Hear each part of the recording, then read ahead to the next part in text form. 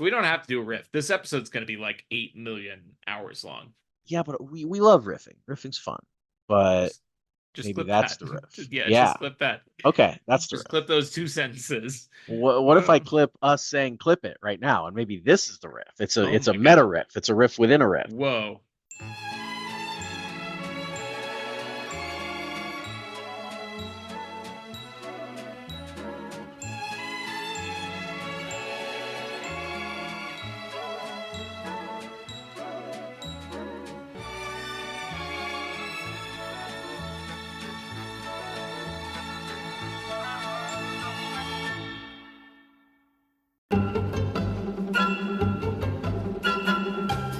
Welcome into It's Always Sunny in Chiefs Kingdom. I'm Austin. Find me on X, a real bird lawyer, bird law expert on Blue Sky. Here's always my co-host Taylor at Taylor_Wit on X, IASIC on Blue Sky. What is going on, buddy? Anybody who's paying attention to the continuity of this show probably remembers the last week I said we got to give you a new intro next week. We got to do something spicy. We didn't do it, and that's because we have a gigantic show Oh my today. god, it's ridiculous. And we didn't have enough time to do new, interesting, fun stuff here in the beginning of the show. We're sticking boilerplate for the beginning of the show, and then we're gonna just give you 3 hours or whatever it is of great Chiefs content. It's going to be a lot. We have a lot to hit in this show. We've got news. We already pre-recorded a little inside baseball peek behind the curtain. Our conversation with Rany Jazayerli on Tuesday night. We're recording this on Wednesday night, so we'll have our extra long 6-week check-in with Rany. It's the second part of the show. We have our Lions recap with the Chief system and all of that. A very consequential win, 30-17 over the Detroit Lions. We have to talk about that. And then we will give some attention, probably not very much, to the Las Vegas Raiders, who the Chiefs are playing this weekend in Kansas City. But first, so the Chiefs injury report is pretty clean. Brashard Smith did not practice on Wednesday with an injury. Everyone else on the injury report, Hollywood Brown, Charles Omenihu, Nico Remigio, Juwan Taylor, Xavier Worthy, and Rashee Rice are all full participants. There is one player who did not practice, and that, of course, is tackle Josh Simmons. Not injury related, personal. He's away from the team. He's probably still in California. Nobody really exactly knows. Left the team over the weekend. Details are scarce. It doesn't sound like the team is super happy about the situation. Just putting together cues from what little reporting we do have. Nate Taylor sort of intimated on Only Weird Games that the Chiefs did not have a lot of notice about the situation, that some members of the team did not know that he had left the team until they showed up on Sunday, kind of get ready for their walkthrough and warm up before the game. Uh, the left tackle on Sunday, Jalen Moore, didn't find out until I think it was around 11 o'clock that day that he was going to start. He had a baby that morning. We don't know what's going on. Andy's presser, I don't want to read too much into this, but he has given us a wide sample of what he says when a player is dealing with a personal issue, and he's there for the player. And I'm not saying that Andy's not there for him, but he didn't say like, oh, he's in our prayers, we wish him well. Patrick did say that. We're praying for him. I don't know what's going on. Nobody seems to know what's going on. It's a concerning situation from a player, like a person standpoint for Josh Simmons. I wouldn't say that it has elevated to the level of football concern for me yet, because she was playing the Raiders this weekend. Jalen Moore played well on Sunday. He's the highest paid backup tackle in the league. But boy, this is a strange developing situation. The only dark storm cloud in an otherwise very sunny week for the Chiefs.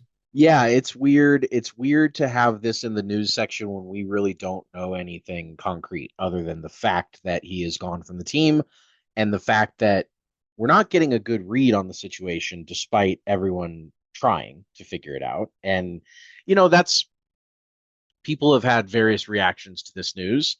I saw, several reactions that were like, everyone should just shut up about it, and no one should say anything at all about him being gone until he's back. And like, okay, if you want to be that protective about it, and if you don't really care about what happens to the football team at all, then sure, that's the approach. But like, there are two sides to this story. I mean, not sides. There are two like different avenues you can take.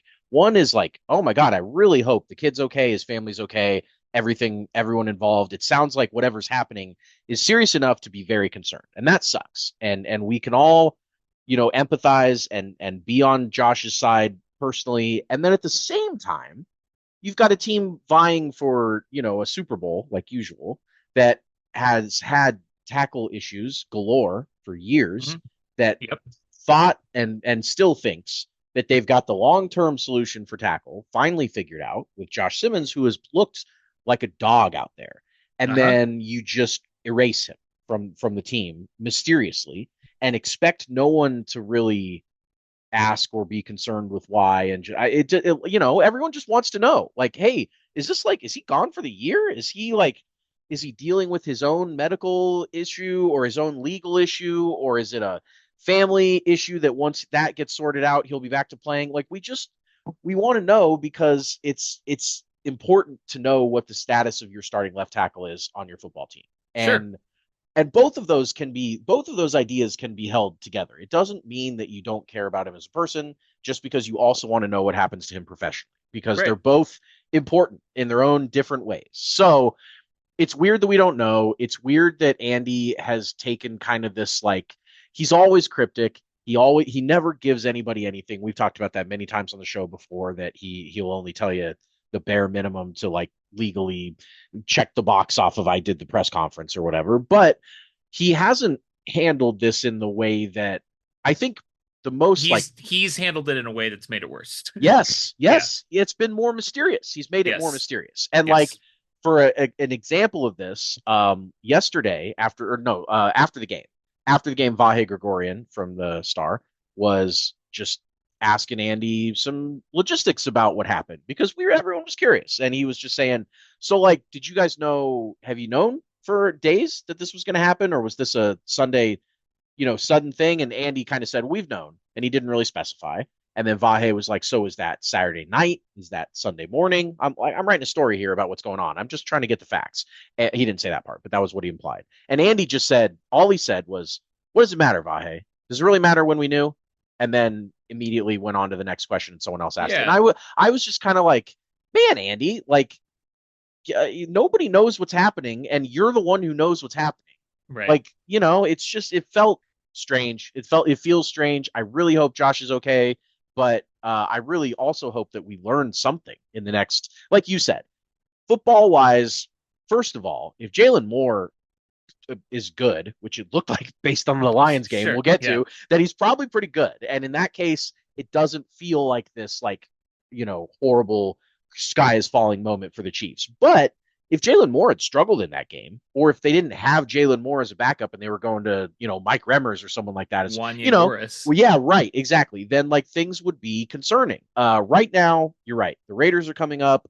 There's still plenty of time before things start to really matter. But, like, we got to know. We got to figure it out. It's weird. Yeah, and the team is 3-3, and you know the Chiefs are going to beat the Raiders on Sunday, regardless of whether Josh Simmons plays or not. But you have some tough games coming up. The Commanders, they have a tough defensive front in two Sure. weeks. Certainly You've the got the Bills. Bills coming up in Yeah. 3 weeks. You've got the Colts after that. You've got some really consequential games coming up against some teams ahead of you in the AFC playoff picture. Yeah. And the ceiling of this team is higher with Josh Simmons at left tackle than it is with Jalen Moore at left tackle. I don't think Certainly. there's anything immoral about saying that. We obviously are concerned for him as a person.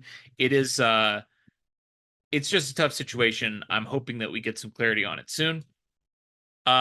Situation that needs no clarity is Rashee Rice's situation. He is back, and the Chiefs have made it abundantly clear that they are extremely fired up about this. I know you have seen the clip, and you've told me about it several times. I still have not seen it, but Pat's reaction on Sunday night when he was asked about Rashee coming back spoke volumes. It seems like the whole team had similar reactions to that, but describe it to me. Paint me a picture with Yeah, it words. was great. The question was along the lines of, like, what more does Rashee Rice give this offense than what we've already seen? You could tell the offense is rolling. They've scored 30. They've, basically, like, things are already looking pretty good. How do you feel about the addition of Rashee Rice to this offense? Pat, like smiled, kind of took it slow, and was like, I am very excited. I'll just leave it at that. Like, he didn't even get into, like, the specifics. Normally Sure. Pat is so robotic, which is fine. and not something to be, I mean, like his answers are very, very like AI generated answers on press conferences, but this Sure. time he was certainly like, you guys don't even fucking know. Like you guys don't even know what we're seeing. It's what it reminds me of. The closest comp I can think of is people in the team describing Pat in his rookie year in Sure. in practice and like when they were all saying like, guys, we got one. Like that's how Pat's talking about like Rashee being back on this offense. Like he's Yeah. just like, dude, just watch us. Just watch us on Sunday with all of our dudes out there. And, we talked about this several times how the after Rashee's rookie year, when the Chiefs signed Hollywood and drafted Worthy, and the idea was like, we're gonna Hmm. go all in on dudes on wide receiver. And Yeah. we're gonna put we're gonna go from not very many resources there when we had MVS and all the idiots, Tony and all that, and we're just gonna go get some dogs.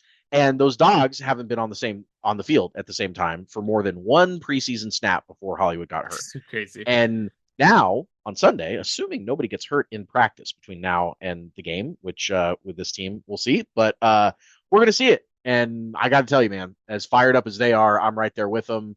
I feel like we haven't really seen the best version of this team yet, and the version that we've seen is already pretty damn good. Obviously, they're 3-3. The record has been what it is, but they've dealt with a lot of adversity and injuries and bad luck, and the offense is right there in the elite level with all the metrics compared to all the rest of the teams in the NFL. They are number 1 through 5 in pretty much every efficiency and every explosive rates. I mean, they're back to being explosive. They're doing everything they need to do, and now they're going to add what is unquestionably the team's best wide receiver to the mix. I'm fired up, buddy.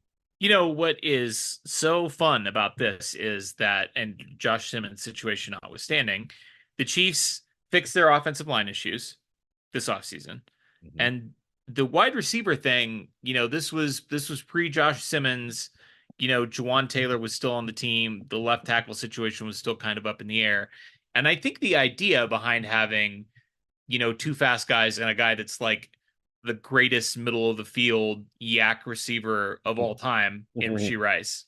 I don't think that that's an exaggeration, folks. He's a dog out He's there. Yeah. an animal.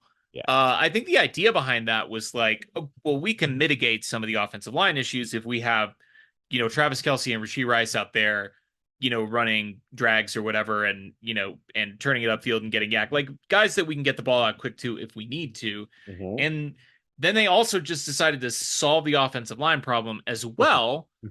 In addition to having all these weapons at wide receiver, it's going to be very exciting to see on Sunday. Jason Brownlee was waived to make room for Rashee Rice. We didn't really see much of him after the preseason, and he'll probably latch on somewhere. But Rashee Rice is back. Patrick Mahomes, without Rashee Rice, was named the AFC Offensive Player of the Week for the second time in 3 weeks without Rashee Rice. So that seems like a pretty good situation. The the Baltimore game and the Lions game have just shattered a bunch of stuff that the Chiefs haven't done in a long time. They are obviously two, double digit wins that they had. They are 4 touchdown games for Mahomes, which is something that he hasn't done very much recently. They are obviously 2 games where he had AFC Offensive Player of the Week. They're great examples of 2 really good teams that ideally, I mean, on paper, for Baltimore, despite being banged up, they were still the Baltimore Ravens. That's still a team And I that, mean, to be clear, Baltimore was much less banged up when we played them. Like a yes, lot of the banging yes, up happened in happened that because the game. Chiefs banged them up. It happened because the Chiefs were up 2 scores, Correct. 3 scores at the start of the fourth quarter. And I'm Correct. not saying that those injuries weren't real, but I mean, Kyle Hamilton came out of that game. He didn't miss any time. Right. So, Right. I will say Marlon Humphrey didn't miss any time. So. we probably should officially retract our conspiracy about Lamar. He literally hasn't seen the field since that game. I did think at first that was a little suspicious timing on his benching, but that clearly is an injury that he hasn't been able to shake. Now, point being that the Chiefs on offense have really found it recently. I mean, this has been even the Jags game, they scored 28, there's just a lot of reasons to be happy about the performance of the offense, and that's without Rashee Rice. Again, Pat's gotten 2 AFC Offensive Player of the Weeks. He probably isn't going to end the year with 2. is my No, guess, he's not. unless the only way he does is if the next 12 or 11 AFC Offensive Rashee Player of the Rice. Weeks go to Rashee Rice. That's because, yeah, things are about to, I think it's going to pop. I think it's going to be fun. No one is more excited by this news than Matt Nagy, who Yep. is looking for Patrick Mahomes to get him a second head coaching job in the Yep. NFL. Yep. He has been listed as a possible head candidate or head coaching candidate for the first head coaching vacancy of the 2025 NFL season. That is the Tennessee Titans, who of course fired Brian Callahan over the weekend after I think it was a 4-20 start, maybe in his first 24 games in Tennessee. It wasn't good. It wasn't good. And the only win that they had this year was against the Cardinals in a game where the Cardinals had literally like 8 of the stupidest things you've ever seen happen in a football game all happen in the same game. Wait, you're And telling me that's that a team did 8 stupid things against the Titans and the Titans won 22-21? Where have we heard that yeah, before? yeah, right, exactly. Triggered. Yeah. Matt Nagy, by the way, was the offensive coordinator of that team, and then he left to coach the Bears. So, Yeah. happy trails potentially to Matt. You never know. One final item of news: a new study from UTEP, that is the University of Texas El Paso, the redheaded stepchild of the University of Texas system. I personally were owned at one point. Probably some squatters have taken it over by eminent domain now. A piece of the West Texas desert outside of El Paso, so that I could qualify for in-state tuition to attend the flagship of the University of Texas system, University of Texas at Austin for law school. It's useless. El Paso's useless. The University of Texas El Paso is useless, but they have a new study out that claims that postseason officiating disproportionately favors the Mahomes era Kansas City Chiefs, coinciding with the team's emergence as a key driver of TV viewership / ratings and thereby revenue. Shut up, science bitch. We'd love to spend some time talking about this on the show, but science is a liar sometimes. You can find the study online if you'd like to form your own conclusions. But, Stupid science bitch couldn't even make I more smarter. Joining us now on the show, your favorite dermatologist, sports writer, podcaster, etc., Rany Jazayerli. Welcome to the show again. How are you doing? How are the vibes? How are you feeling these days? I'm doing well, guys. I'm glad to be back on, especially after a bit of a vibe switch here with the boat racing of the Detroit Lions. We had talked about potentially having me come on last week, and I'm glad that we waited a week because it feels like everything's back on track. Like I would say that the vibes are immaculate, but having listened to The Life of a Showgirl many times now, I think maybe the better way to describe it is the vibes are kind of horny. They are incredible.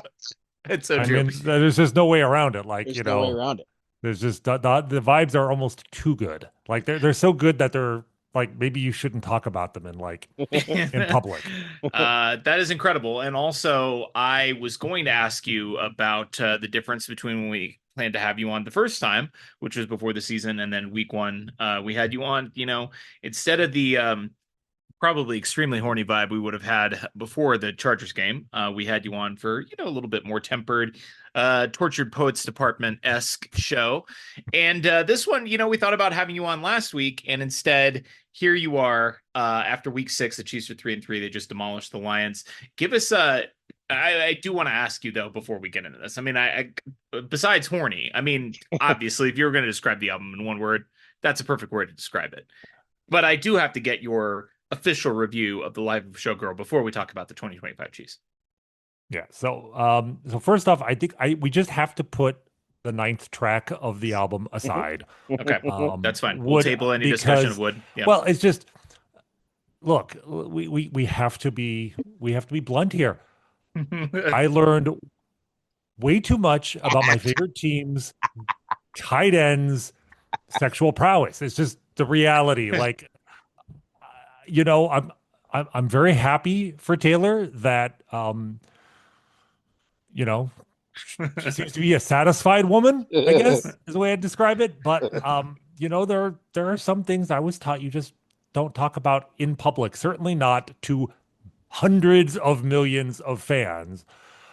I don't want to sound like Helen Lovejoy here, but like, a lot of those fans are like tweens, Yeah. you know, Right. Yeah. and a lot Some of of them are them are like some of the 7 years your old. daughters, right? Like, you But know. four of them are, yes, Yeah, exactly. right. And I'm Yeah. not, I don't want to bring my family into it, but yeah, like I could have done without that, I suppose. Like, look, I get it. Like innuendo is fine. Like subtle That wasn't allusions innuendo. are great, but your love is the key that opened my thighs Yeah. is many things, but it's not subtle.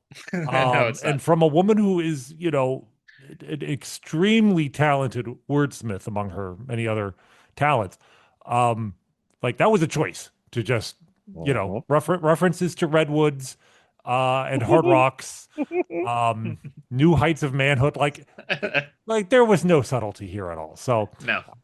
so you know, when the album came out, and you know, the plan was to, you know, talk about it with my daughters. What do you guys think? And you know, the What's album came out. traumatized, Dad? I was on.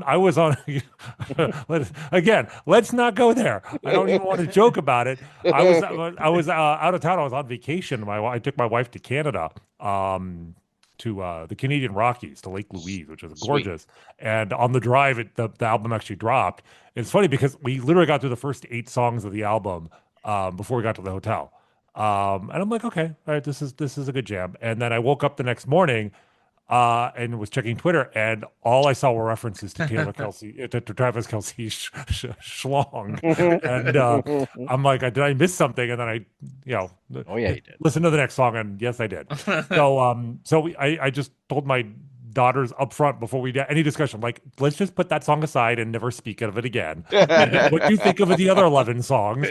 I mean, I like the album. I will say, like, you know, she went into the studio with Max Martin, who is the guy who, you know, helped produce 1989, and I had very high hopes for that because 1989 is very much a jam and one of my Yes. favorites Incredible. of her albums. It came out like I feel like it's one part 1989 and one part like folklore, almost, in the Yeah. sense that it's almost Sure. like a mood more than any one individual song. But the more I listen to it, the more I'm like, you know, there are 4 or 5, you know, absolute bangers on this album. And as opposed to the Tortured Poets Department, which, I mean, she was in a bad place when she wrote it. It's kind of hilarious because it came out while she was in this whirlwind romance with her new beau, but like all the songs were like really angry about Yeah. her Yeah. last beau. Right. Yeah. But and we talked about it at the time, and you know, even a bad Taylor Swift album is a good album, but like I'm not going to go back and revisit more than a couple of the songs on that album. I agree. Whereas this one, I mean, Fate of Ophelia, Elizabeth Taylor, Opalite are all bangers. Yep. Mhm. I enjoy Yep. all of them. God help me, Wood is a catchy tune. It is. Yeah, it is. And then Unfortunately. I really think Honey is underrated. It's a very Interesting. very chill kind of beat to it, but I really like Honey. And then Life of a Charm. And there's like 6 of the 12 songs on this album I'm really enjoying. So it's a good album. It's like I said, it's a horny album. It's a happy album because she's found her man, and you know, and it doesn't seem to be hurting his performance on the field either. So you know, we can get No. into that. But like Travis, you know, given who Travis Kelsey was as a 35-year-old tight end, I'm pretty happy with how he's been playing as a 36-year-old tight end. Like I think we can all agree on that. I don't normally do my scouting of football players by watching Happy Gilmore 2, but like I don't know exactly when they filmed that, but obviously there's a scene in there where like he's shirtless. Uh-huh. And I Yeah. remember watching it, and you know there may or may not have been you know, gasps from the females in the room at the time, but my first thought was, dude, slimmed down a little bit. Uh-huh. Sure. And Looks jacked. yeah, it's paid out. I mean, he's faster, he's slimmer, he's moving better. We saw just in this game against the Lions, he, you know, broke 2 tackles on the way to turning you know, a 2nd and 8 into a first down. Like he wasn't doing that last year. He only So, broke 4 tackles all last year. Yeah, I he's think broken Jesse Newell put that stat out there. But yeah, he's the stats bear it out, Rany. The Happy Gilmore scouting report, it's borne out in the data. Yeah. So you know, she's got a good album. Her fiance now is playing, you know, even better than expected, I would say. So the vibes, like I said, they're good. They're horny, but they're good. Okay.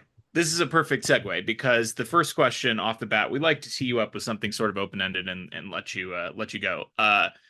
You mentioned the vibes are good. The vibes are horny. Obviously, after last week when we thought, and actually I was texting Taylor in the second quarter of that game when the Chiefs were unstoppable and averaging like 9 yards a play or whatever it was. They just gone down the field 95 yards or whatever it was in 5 plays and scored a touchdown. I was like, man, this Rany episode is going to slay this week. And then that game got off the handle, and the Chiefs were staring 2-4 in the face with the best team in the NFL per everyone, the Detroit Lions coming to town, and then the Chiefs stomped the Lions on Sunday. So we're 3-3 after 6 weeks. Rashee Rice is coming back.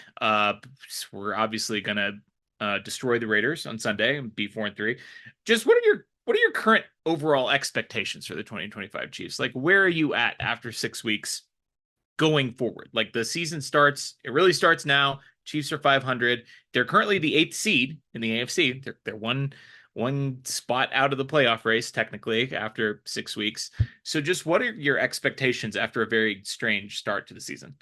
Yeah, it's definitely been a very strange start. And after we spoke last time, they lost their opening game. We talked about 3-3 being a very likely possibility, and that's what happened. But the path, I think Yes. none of us would have thought at that point that they're going to be 3-3 by beating the Ravens and Lions, but losing to the Jaguars. Yep. Right.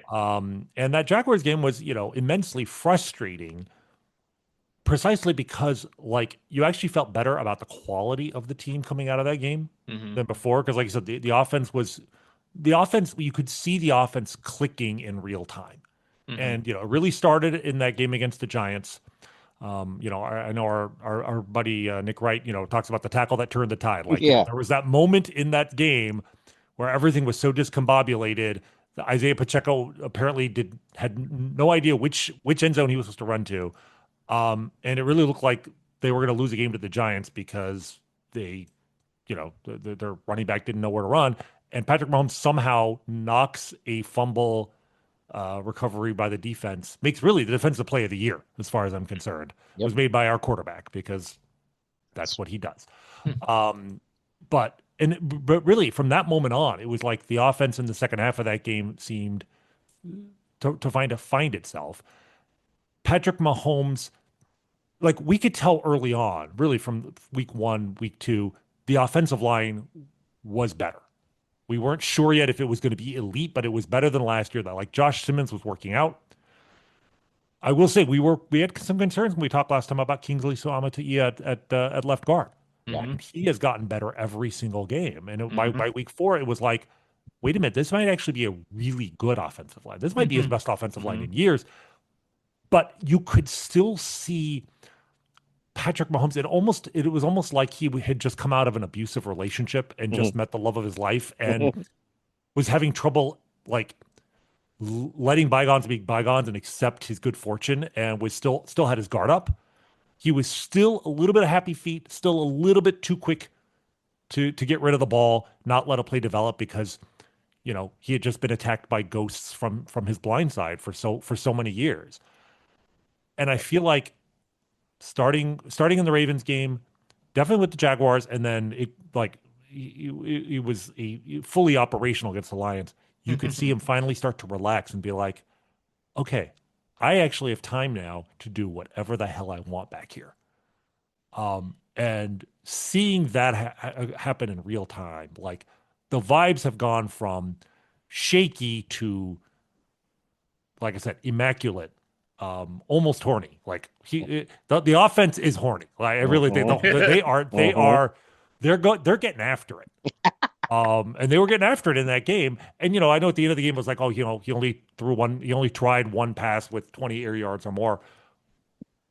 But it didn't feel in any way, shape, or form like last year's offense. It wasn't like dink or dunk, never throw past the sticks. No, it was like, yeah, I'll throw a 12-yard out here. I'll throw a 14-yard. But it was aggressive. It was just like, there's no reason to throw down the field. Why would I do that when I can just eat these linebackers for breakfast? And move the ball down the field, inexorably. So the Jaguars loss is frustrating because, there's only so many losses you can have before it starts to affect, like, your chances of winning the division, making the playoffs, etc. And if they had lost that Lions game 2-4, it's like, I don't care how good you are on paper. Yeah, Like you have to it's win tough. 9 out of 10 or whatever. So 3-3, you'll feel okay about that. But what honestly makes me the vibes even better is they're one game out in the AFC West. Yes. Yep. Right. Like the fact, like, yeah, the Broncos beat the Jets in one of like the worst games. It was an actual declaration of war by the United States against Great Britain. Yeah. Yep. 100%. Like it was just, I mean, I didn't see that 13-11 was scoring on me, but It was not. it certainly felt like one though. Because like, how the hell does any team score 11 points? And yeah, it sucks that the Broncos won, but honestly, guys, let's look at the big picture here. Every time, like we know from that game and other games, Bo Nix doesn't have it. No. The Broncos don't have it. Like, No. could they be 10-7 and be the 7th seed again? Sure. But every time he wins a game, if it makes Sean Payton that much more likely to stick with this perfectly mediocre quarterback that much longer, like, Good point. we beat the Jets 13-11 every chance you get. I don't care. It's Right, probably in our long-term interests for Broncos fans, for Broncos management to be teased into thinking that Bo Nix is actually some kind of savior and not, I saw a really good comp today. Like there were literally people saying 6 weeks ago that Bo Nix was better than Drake May. Yep. This There is were. the rookie season when like Bo Nix was dropped into an incredible situation. Drake May was a rookie in an absolutely impossible situation. And I mean, it's just, it seemed absurd then. It's more absurd now. Like, so, okay, the Broncos are 4-2. I'm not worried about them. The Chargers looked legitimately like very, very good early in the year. They swept the division their first 3 games. Yeah. And then, and Justin Herbert, is still like, I still think, I still think people underrate him. He's a dude. But they are, they're still the Chargers. They still have injuries. They almost lost to the Dolphins this week. It would have been nice if they did because, they're going to get Joe Alt back here soon. And like, I think they're going to be an 11-6, maybe even a 12-5 team. But they're not the 14-3, 15-2 team I was worried they might be a couple weeks ago. And the Bills just lost to the Falcons. Right? There's 2 teams in the AFC that have lost 1 game. The Steelers and Colts. What year is it?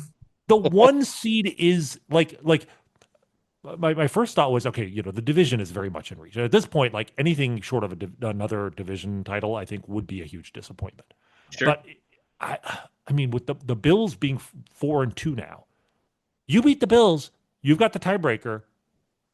The number 1 seed is still in play, even at 3-3. If they go 10-1, the rest of the way, 13-4, do we really think the Steelers and the Colts, like, we really have think they're games gonna against the Steelers and Colts also.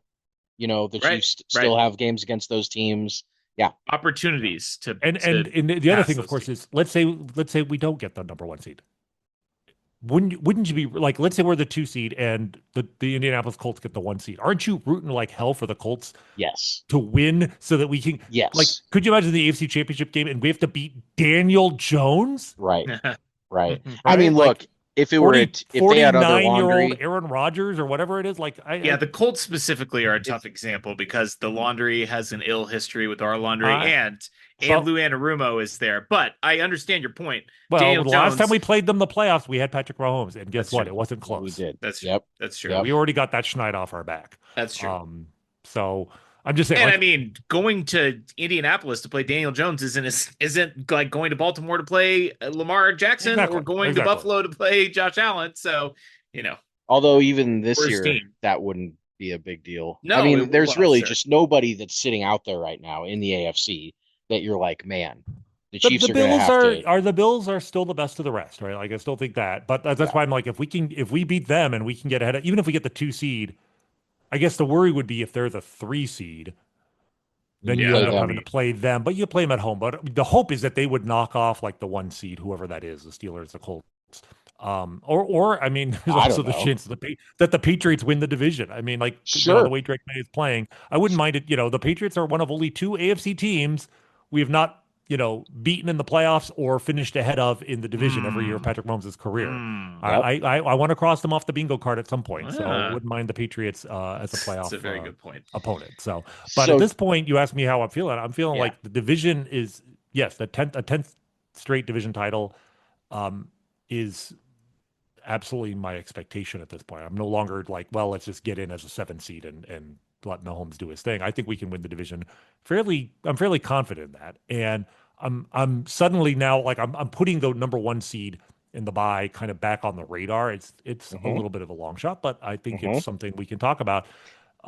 Especially if they get these next 3 games, if they can get through the Commanders and beat the Bills, if they're 6-3 with a weaker strength of schedule in the second half, I think that it's very much in play. Speaking of Mahomes, let's transition a little bit to him so far. He has once again taken his rightful place on the throne of the league. He currently leads the league in total yards, total touchdowns, and is the Vegas favorite to win MVP at this time. He has his 2 picks on the year could have very easily been 2 touchdowns, and more importantly, could have led to 2 more wins just by Mhm. those 2 passes being completed.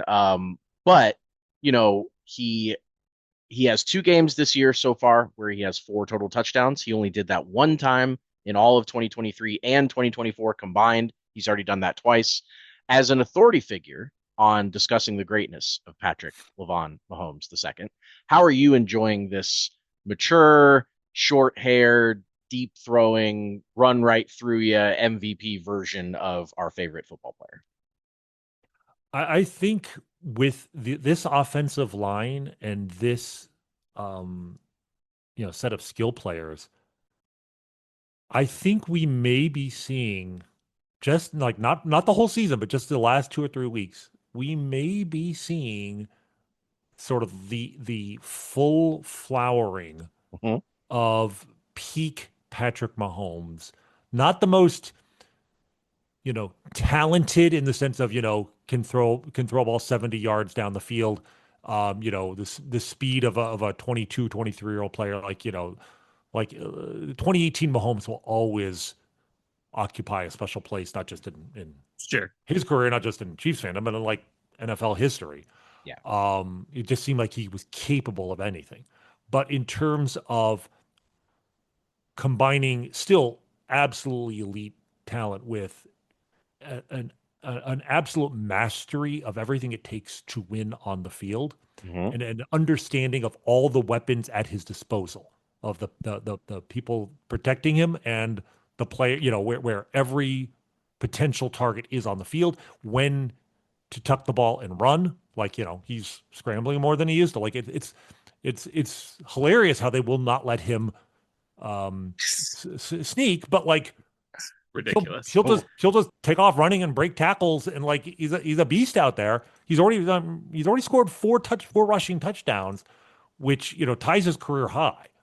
And it's interesting to me because like his rate of touchdowns per game in the playoffs is something like 3 times more than in the regular season. Like it's always been the case that like they Yeah. unleash him as a runner when the games matter more. He has 7 rushing touchdowns in 21 playoff games, whereas so one every 3 games in the regular season he has 18 touchdowns on 118 games, about one every 6, and before this season it was more like one out of every 8 Mm. games. Right. Um, and it's like they almost feel like either they are letting him or he's just doing it on his own. But like he's using his legs. He still has the speed. He doesn't have the speed of a 23-year-old, but this is not 39-year-old Peyton Manning out there. Like he still has the mobility. It's still a weapon. I was Mhm. watching Matthew Stafford out there, and Matthew Stafford is a wizard with his arm. But it's like when you have a quarterback you absolutely know cannot scramble, Right. it just changes everything. And teams have to account for it. They're accounting for it more than they ever did before, right? They've got spies out there for him, and it doesn't matter. It's still he still knows how to use it because it's so much with him. It's so much about his brain more than his legs. Even just seeing the geometry on the field and knowing exactly where there's a gap in the coverage that will allow him to run, and gain more yardage than he will with throwing.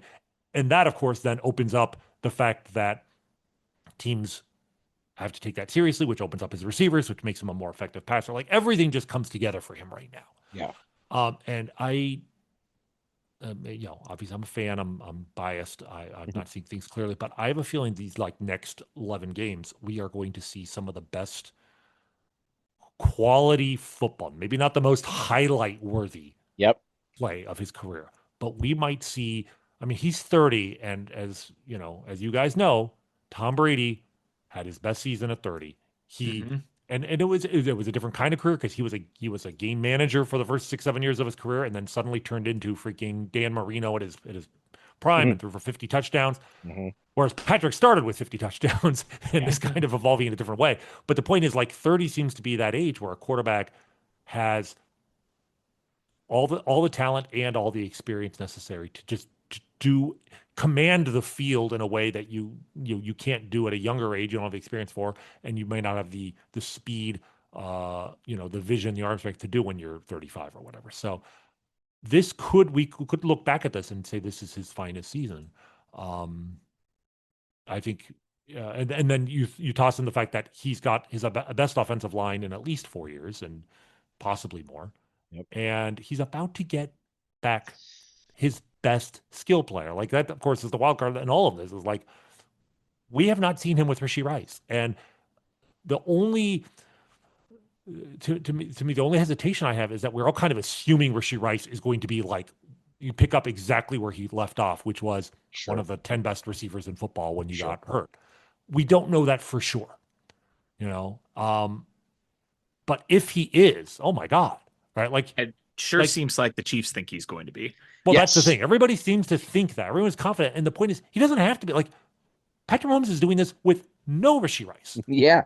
So even he's if a Rashee net Rice, positive no matter what he is. Right. I mean, if he's rookie Rashee Rice, that's going to be a huge upgrade. Like, I mean, we literally might be in a situation where it's like, okay, how do you fit all these guys on the field?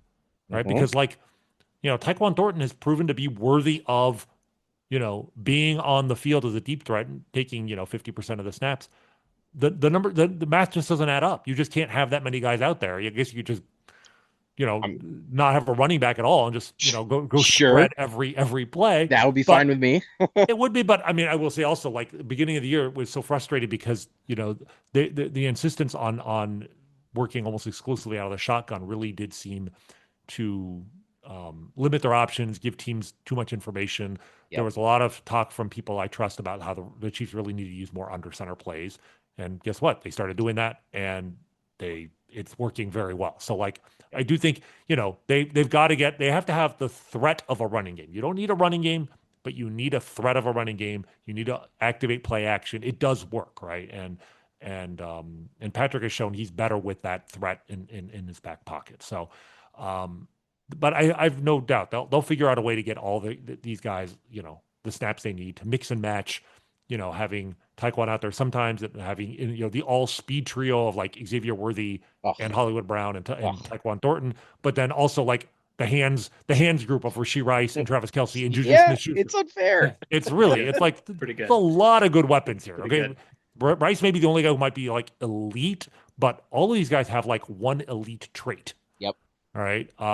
And then you have the greatest maestro who ever lived, like, conducting this orchestra. So, and who knows if rotating them won't do wonders for just their overall, energy and ability to go out there and sprint at their top max speed, because they're not, I mean, when Rashee comes back in there, you might cut some snaps from the other guys, but I wonder if they can kind of juice up the energy. So really, really excited about this version of Mahomes. I do want to kind of flip the page a little bit to the defense for a second. I know there's more to the Chiefs than just our superstar amazing quarterback. We'll get back to him anyway. We'll get back to him. We always come back to him. That's the best part about Pat. I do feel like this is I don't know if frustrating is a fair word to describe the defense, but I have been personally fairly frustrated at times this year, but yet, despite having some liabilities, some coverage issues, some really soft moments, they've also had, objectively great performances, including holding the high-flying number one scoring Detroit Lions to 17 points this week. They came in averaging 35. They were an absolute unit before facing this Chiefs team this week. What are your general thoughts on Spags and the boys so far this year? And do you feel like they're performing about how you expected, or like what's the overall vibes on the defense? Yeah, I would say as expected, which is to say with Spags, one of the things that makes him one of the most successful defensive coordinators of all time is that he's one of he's one of the most successful playoff defensive coordinators of all time, right? Mhm. And he has the luxury with the Chiefs, and I was a little worried that he was taking too much advantage of the luxury of assuming we're making the playoffs Uh-huh. in that Jaguars game. The way, like specifically the way he used Jamari Connor and the way he didn't use Noel Williams, who got like 3 or 4 snaps in the whole game when Yep. it was, so clear that this guy is like an incredible press corner in like his rookie year. Like he's basically L'Jarius Sneed, like Yeah. right. It's almost Right, like the right. Chiefs just like we knew when that they traded a 4th round pick to move up 10 picks to get Noel Williams. Like they gave up the compensation they got for Joe Tooney just to move up in the 3rd round 10 picks to take Noel Williams, and objectively that was too much to give up. But when they took a cornerback, I think we all thought, okay, Sure. Here we go. yeah, exactly. Like this is a team, whether it's Spags, whether it's Dave Merritt, whether it's just Brett Veach just has a knack for picking these guys. But like when the Chiefs take a cornerback in the 7th round, Mhm. that guy turns into Jalen Watson. Mhm. When they take one in the 4th round, it turns into L'Jarius Sneed, and when they get one in the 1st round, it turns into Trent freaking McDuffie. So I'm like, okay, well, I feel good about like whoever they picked, even if maybe they paid too much to get him. And yeah, Noel Williams looks legit, but he didn't play it all last week. And then meanwhile, Shamari Connor is just so exasperating. He's a safety. Yeah. Why is he playing corner? And then why is he playing slot corner Yes. when you have Trent McDuffie? Right. Yeah. And it was like, and what I kept hearing is, this is, Spags is like trying not to put too much on tape. He's like, he's not playing for October. He's playing for January. And, but after a game like that, it's like, We dude, we gotta got to get get to to January. January. Like, you can't Yeah. do that anymore. No. Well, what happened this week? You had a whole bunch of Noel Williams out there. Jamari was actually playing safety, and like I think he had like 14 tackles in the game. Like He was Yeah. PFF's highest graded player of the game for the yeah, I mean, Chiefs. I think it was frustrating because like I was so frustrated with Jamari Connor as like a bad coverage guy as a corner that it's like I kind of forgot. You know what? He's actually a good safety. Mhm. Like just leave him there. And then Brian Cook stepped up, and Brian Cook is another guy where it's like he had that horrible ankle injury, and I just maybe he wasn't at 100% last year, and it was like he seemed kind of vaguely disappointing. He's playing as good a ball as I think we've seen from him, maybe ever. Certainly since before his ankle injury. Look, the secondary is I'm very happy with it, even with Christian Fulton being completely MIA and Yeah. just weirdly so. Like I thought, okay, was injured, but like he was a healthy scratch this week, not good. But like the secondary is fantastic. The linebackers are exactly what we expected. Like Leo Chenal continues to be like have this like unique skill set where he can be in coverage, but he's so good up at the line. And then Nick Bolton, like I've made my peace with the fact that, and certainly after they gave him all this money to come back, that he's going to have lapses in the passing game that are just going to make you tear your hair out. But the thing about Nick Bolton, I don't exactly know why, but every time the Chiefs go up against an elite running back, Mhm. Mm-hmm. they shut him down. Yep. And It's I'm true. not saying it's necessarily Nick Bolton, but He doesn't hurt. he's the middle linebacker. I think that has something to do with it. Like Mhm. it just and look, passing is more important than running, but when you are able to shut down a team's running game at will, Mm-hmm. right? It forces them to pass, and then you play into the hands of your elite secondary. Like there's quite a bit of value in that. So the linebackers are fine. The biggest issue with this team right now is just the D line is just not very good. Chris Jones is still really good, but he's just not elite. Like he's a 31-year-old tackle. Yep. I wouldn't say in any way I'm disappointed with his performance this year. I expected some decline. There's been some decline. If somebody else would step up, it wouldn't matter. We're still waiting for that person to step up.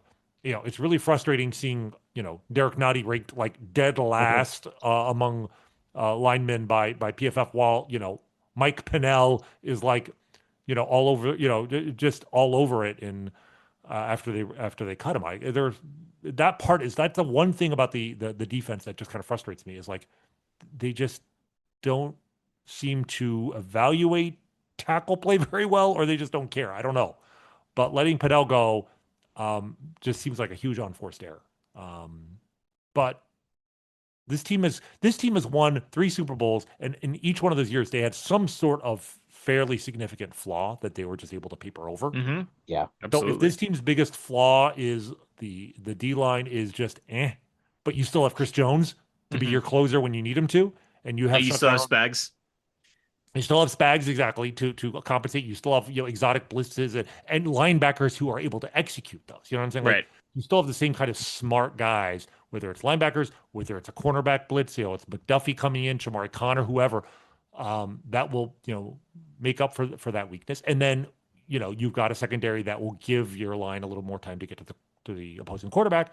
And then if all else fails, you have Patrick Mahomes who can just put up 35 points if need be, make it impossible for the other team to keep up. So I feel good about the defense. Not great, but I think it's about where I expected it to be, and I think the offense is, frankly, better than my median expectation was before the season. So this is a good segue because the Chiefs have still a few weeks before the trade deadline, and the NFL has sort of entered this weird place where it felt like, I mean, if we were doing this podcast 10 years ago, there wouldn't be any discussion about the NFL trade deadline. And, baseball for many, many, many, many years has had a very active trade deadline. That's always a really fun day, July 31st. We're talking about it. The NFL, I mean, over the last 5 or 6 years has gotten to be very active and very juicy at the trade deadline. And so, I mean, we talked about the pass rush. The Chiefs have added pass rushers in the past. Melvin Ingram, Terrell Suggs. Now, Terrell Suggs was a cut that they were able then to claim on waivers, even though he said he wouldn't report to any team but the Ravens. How did that work out? Melvin Ingram, who they brought in for, I think, a 6th-round pick from the Steelers. They've done that in the past. There's also been, obviously, a lot of buzz about probably the only position group that we have not mentioned at all so far in this podcast, which is the running back room, the much maligned Chiefs running back room. If you could choose between adding a running back, and let's say it's somebody like a true, I mean, not like Saquon Barkley, but let's say Breece Hall, because he's begging for somebody to come and save him from the New York Jets. If you could choose between adding, say, a guy like Breece Hall versus adding, I probably somebody a little bit higher than a Terrell Suggs or a Melvin Ingram type, but blue chip pass rushers are not something that, number one, is available at the trade deadline, and number two, the Chiefs could frankly afford, either in terms of salary or in terms of draft capital, to add.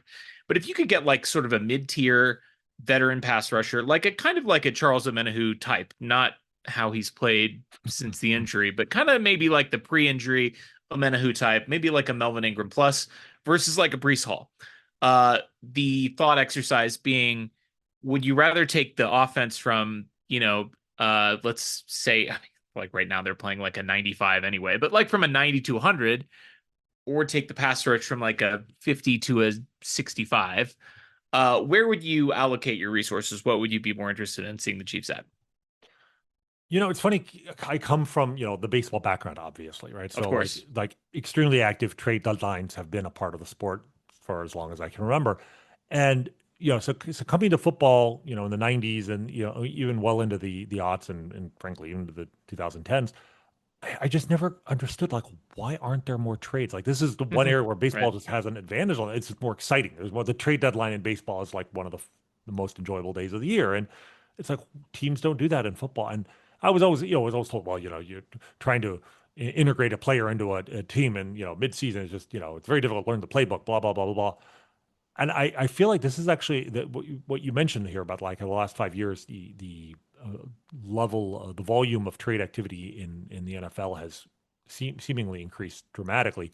I think this is another area where analytics is changing the game for the better. Like teams are realizing, first off, that if you are hurtling towards a 4-13 season, anything you get for, a player whose contract situation is such that you're not going to bring him back the following year. Right. Anything you get from him is better. 6th-round pick, whatever, is better than nothing. Especially because, like, you are subtly rewarded for playing worse this season because you'll move up in the Right. draft. Like Right. the moving up one pick in the first round from like the 6th pick to the 5th pick or whatever is probably more valuable to a team than getting a 6th or even 5th rounder. Yeah. So I think teams finally are being run by more intelligent people who just realize, oh yeah, there's actually value in us. If we're not going to win this year, there's value in us trading our guys away. And then once those players are made available, smart teams are like, this 6th round pick doesn't mean jack to me if I can upgrade my roster. And yeah, maybe it'll take a month or 2 months for me to integrate this player onto my team, but I've got a month or 2 months before the playoffs, and that's what I'm really getting him for in the first place. So like, it's just interesting to see how like analytics and just kind of smart strategic thinking has led to a much more active, trade market in general mid-season for the NFL, and I think that's going to continue, which bodes well for the Chiefs if they want to add talent. My answer to your question is, in a vacuum, I think I would rather have the defensive lineman. Mhm. But precisely because of the influence of things like analytics, like running backs are considered so fungible now Mm-hmm. that you have, I mean, hell, you have teams that'll go into a season with like a 7th round pick and a retread at the running back and still have Super Bowl Oh, aspirations. crazy. Who would do Yeah, That's it's great. that? That is crazy. wild. But my point is, the price for a decent running back. I mean, Brees Hall's maybe more than decent. I'd be very curious to know exactly what his price tag is because Mm-hmm. And he he's was a second round pick, a It's high the- second round pick. So but he's It's the not a first Jets. rounder, It's so going to be cheap. he doesn't They're have gonna an screw it option up. for next year though, right? right, Because he's not a first Right. round pick. right, correct. I mean, could you get him for a 4th rounder? I think you could Uh, get him for cheaper. A I, I think 5th the round? I think the Jets are just going to give him away. Okay. Is my Well, gut if feel. they're going to give him away, I'd rather give them to us than to someone else. And The that's what I think. Chargers, who I'm worried about with their sure. running Well, with back Hampton, injury, depending on yeah, how long he's out, and who's that our would other running annoy me to back? no end if the Yeah. Chargers get him. Well, exactly. And if no, for another reason than to keep him off another team. But I mean, Brees Hall would be a difference maker. And I think the price what you would get for a comparable draft pick on the defensive line is Mhm. just a lower caliber player. So that's the thing. Like if you get Yeah, an right. equal caliber player, I think the defensive line And makes that's baked in the exercise a little bit. Like right. you're going to be able to get a better running back, both in terms of the contract because they're paid less because they're not compensated very well, and in terms of the draft capital. Like Right. you'll get more bang for your buck certainly. So I think the Chiefs will end up getting defensive help more than a running back, only because I think even though none of their running backs are in any way, shape, or form like above average, even yeah, they do complement each other very well. that's true. Like Kareem Hunt, I think the quote I saw was, he can turn a 1 yard run into a 3 yard run, and he can turn a 10 yard run into a 3 yard 3 run. yard. Yep. And but there's so much value in reducing variance Yep. in 3rd and short, 4th and short type situations. Shoot, look at the Eagles, man. They don't even have a good offense. No. And that's their one superpower, and suddenly, It works pretty well. It's funny. A couple years ago, I had this thought experiment where I'm like, what if there was a running back, there was a player that you call the play, you push a button, and you automatically get 1.5 yards. Uh-huh. No more, no less. Exactly 1.5 yards. Yep. Would that player, be valuable, and how valuable? I mean, I think that player would get $20 million a year. Sure. Yeah. I think that think player about is Jalen Hurts. Well, Yeah, exactly. right, And what I'm right. saying, this was like 3-4 years ago, and then it's like the tush push was invented, and that's basically Right. what it is. Yeah. Think about it. If you had 1.5 yards guaranteed, for one thing, it opens up 4th down in a way that Sure. is not. It would, and that's why I thought it was hypothetical until the tush push was invented. Sure. And the Eagles basically Sure. said 4th and 1 is an automatic anywhere on the field, doesn't matter. It means you're 1st and goal from the 6 yard line. It's an automatic touchdown. Like when Yep. you think of it in those terms, Yep. Right. 2nd and 4, automatic 1st down if you want it. 3rd and Right. 3. First, Mhm. but 1st and goal from the 6. That right there is worth so much. So Kareem Hunt is not that, but the point is there is value in a 3 yard average if it comes with a low enough variance. And then they have Brashard Smith as sort of this like kind of a Swiss Army knife type, receiver runner, and they're still kind of trying to figure out what he is. So I think they might be more inclined to give him opportunities because he definitely has a skill set neither Pacheco nor Kareem Hunt have.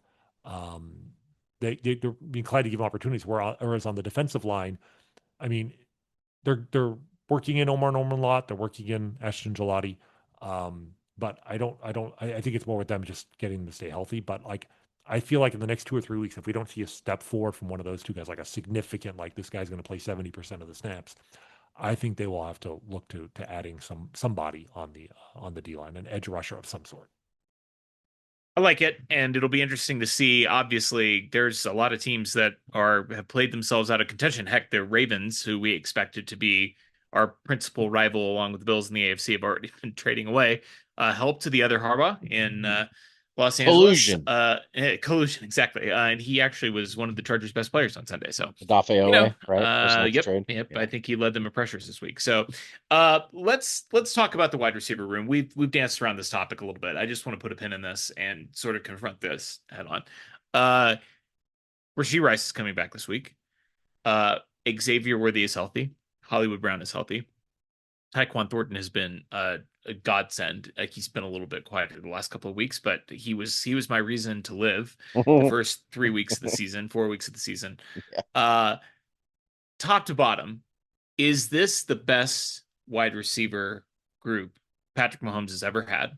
And if not, I mean, to me, it's 2018 and this are the two in the conversation. Right. Where do you land on this? So I can never say that this is the best in terms of the peak options, just in the sense of like, sure, there is no Tyreek Hill on this team. Tyreek and Travis. So peak Tyreek, peak Travis. Are we including tight ends in this discussion in the sense of just receiving options? I think so. I think we probably should, because I think it makes sense. Otherwise, there's no question that this is, if we're just talking about the wide receivers, there's no question this is the best, right? So, but let's compare it to 2018. Yeah, I mean, Tyreek, there's no one comparable in that sense, and Kelce, 29-year-old Travis Kelce is better than 36-year-old Travis Kelce, no question. Beyond that, I mean, I'm looking at that 2018 team in terms of targets. So Kelce got 150 and Tyreek got 137. Sammy Watkins was third at 55. Huge drop. Yeah.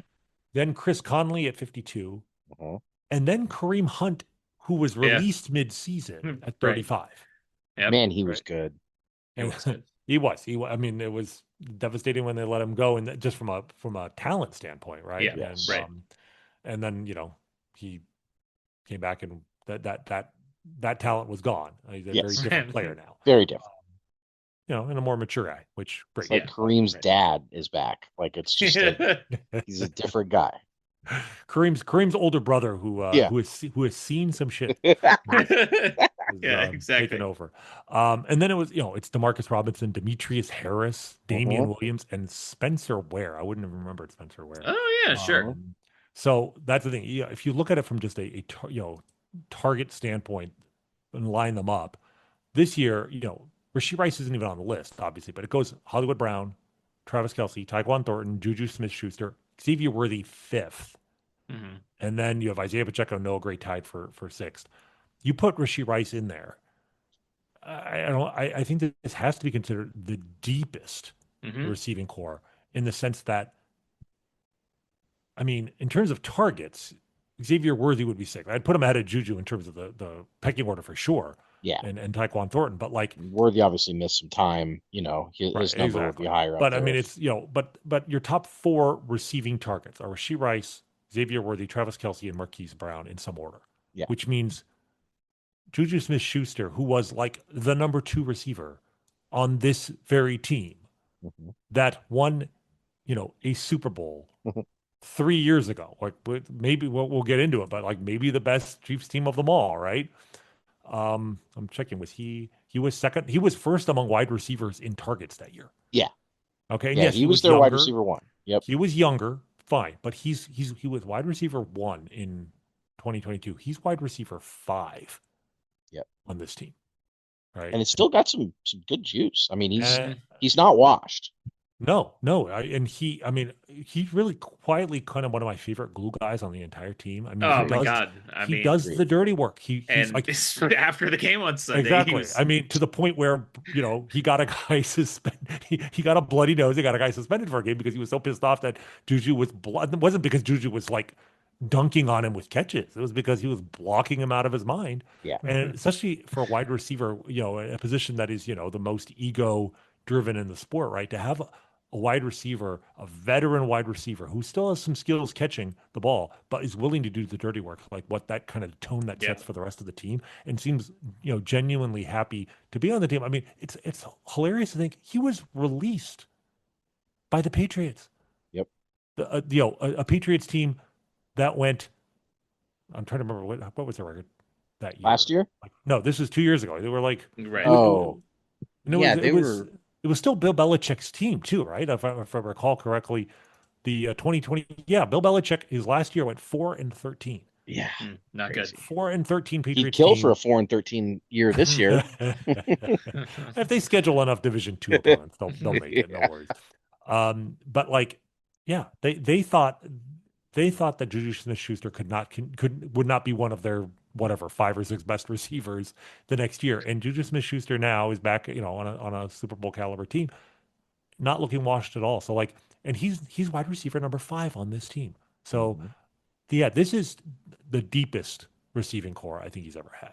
I mean, it's hilarious to think back to the 2023 team winning Super Bowl with MVS and How did they Kadarius do it, Toney. man? And really, I mean, it all comes back around to Patrick Mahomes, because it's like, I know you two you guys enjoy arguing with Twitter randos way too much. Yeah. Can I just be honest? Like, Yes. It's very true. Right? Yes. It's very true. Randy. We're We know. self-aware. like, you are absolutely, like, you are completely correct in your arguments I know. and completely wasting your time I know. in terms of choosing. I don't know if you guys you're not searching for your name, but it reminds me of, like, was it like Kevin Durant would be like, Yeah. search his name after a game and just go, like, what do you guys put in the search bar? We Just kinda attract like, them. Chiefs They suck? No, reply come to us. Yeah. We no, it tweet is something literally and then they just- come to us and they reply, and we just can't help Okay. it. And next thing you know, I've sent 38 tweets in the last hour to somebody arguing back and forth. I will say, Rany, we have gotten marginally better, but still we are giving them too much attention. You are completely correct about that. And I will say the blue check mark completely changed the game. Like, I just can't engage with that, because at that point they're monetizing my hatred and my hate clicks. So I'm getting better at screenshotting and muting and all that kind of stuff. But you were right. That's I mean, the point is, like, we do it too much. I would say you guys, are chasing a ghost when you're looking for people who are dissing Patrick Mahomes, because they're all anonymous, except that, of course, some of the people who are dissing Patrick Mahomes 3 weeks ago are, like, on national television. Yes. Yeah. And it's like, it is the most predictable, like, cell phone in, like, modern sports history. Anybody who starts questioning, well, Patrick Mahomes, how many times do we have to do this? Yeah. How many times do the Chiefs have to struggle, or Patrick Mahomes have to have superficially poor stats because, like, he has no skill players to throw to whatsoever? He has no left tackle all of last season. And so he has to figure out a way to win in a non-sexy fashion. For people to remember Patrick Mahomes winning in sexy fashion and be like, oh, he's declined. No, they're not saying he's washed. But I'm sorry, if you rank him as anything other than the number 1 quarterback in football, you are dissing the man. You just are. All right. I might accept an argument for peak Josh Allen as, like, okay, you're misguided, but I can at least get how you became that misguided. Right. Yeah. But I'm sorry, Lamar Jackson, the playoff record by itself, I don't understand how you do it. And anyone else, and you see it all the time, guys, people ranking him behind Joe Burrow. Yeah. Joe Burrow. It was one game, guys. It was one game. Yeah. Right? Oh, but an anonymous executive said that Joe Burrow's better, so we've got to take that. We'll probably not have to worry about the Joe Burrow talks for a little while, just because we're gonna do it again. He's gonna, God willing, we're gonna go, win the Super Bowl again. He's gonna have like a 20-4 or 21-4 like Super Bowl record or playoff record. Third MVP, and he's gonna be like, next year, or 2 years from now, the Chiefs are gonna start like 1-2, and people are gonna be like, here Here it Jaden comes. Daniels is better. I Yeah. don't know who's going to be next. Yeah. It's like, Arch Manning. I don't know. This guy could be. Come on, can we just say to be the man, you have to beat the man? Can we just say that? And Woo. nobody's beaten Patrick Mahomes like consistently. Like it's funny because I think if the Chiefs had lost the Lions, Jared Goff would have become maybe the first player in NFL. Has anybody beaten him 3 times? Josh has, but he's obviously taken Oh, that's many right. more Yes, cracks but at him. yes, right. He's, But he's all three in suffered. the He's regular paid At what the season. cost? price for it. At Yeah, what exactly. cost? Yeah. And then Yes. I think Tom did Did Tom beat him 3 times? I because he mean, got him twice in the playoffs and did once he beat in him the once in the regular 43 season? 40 regular Yep. season Right. in And Pat's the fifth first game one. ever. I mean, Yep. The but first one. Okay. you That's the know, only I mean, time. But it's nobody's done it 4, which, and nobody and was 3-0. I mean, because Pat eventually got, I think Tom won when Pat lost to Tom for the third time in Super Bowl 50, he beat whatever. him the following He year. had, We had Pat gotten had him back. already Yeah. gotten him. He had already Yeah, gotten him and first. he beat He him got him in again. New England Right. in the regular season. But point being, you're right. Goff would have been 3-0 against Mahomes head to head. And I mean, that's something that is, it's hard to beat Mahomes once, let alone 3 times. I mean, let's put it this way. Unless we're missing something, no quarterback has ever beaten Patrick Mahomes 4 times in their career. I can think of somebody who beat Josh Allen 4 times in the playoffs Yeah. Mhm. in his career. Yeah. So, like, you just think about that, guys. Like, that is a It's crazy. wild stat. Patrick Mahomes has more wins against Josh Allen in the postseason than anyone has on Patrick I Mahomes. think Josh is 4-5 against Pat. They've played a lot. 4 and 5? I thought he's only won the 3 times. I thought he was 3. Well, because the regular season numbers. worst- it's 4-4. That's At right. worst, it Yeah. is a tie. Okay, And so 4 Josh and 4. Allen has. Okay, fair enough. So But Josh no, has you're- beaten him 4 times. You're total. totally right though. It's the fact And that they played Pat- a million times. a million I mean, times, and the fact that Pat's gotten him every time in the playoffs, honestly, means that you can't ever bring up any win Yeah, that right. Josh has had against But Pat. you know, I mean, then we need to root for Patrick to beat him again in the regular season Oh, and then yeah. in the playoffs, Yes. so we can say he has more playoff wins against That would Josh be good. Allen That would be than good. Than anybody anybody. has against Patrick Mahomes in the regular. it's I will crazy. remind me to file that tweet away because that would Oh, be that's that a would good be one. fun one. Yeah, let's pop Um, that into the All right, drafts. so Real quick, Rany. I'm going to take Josh Simmons off the table, and we hope no news on his personal family yeah, situation. it's weird, and by the time people hear this, maybe we'll have some clarity. It is weird. It's a little bit because exactly. It's a little bit unsettling. The Chiefs don't need him against the Raiders. Let's take him off the table. Who's your favorite addition to the 2025 Chiefs?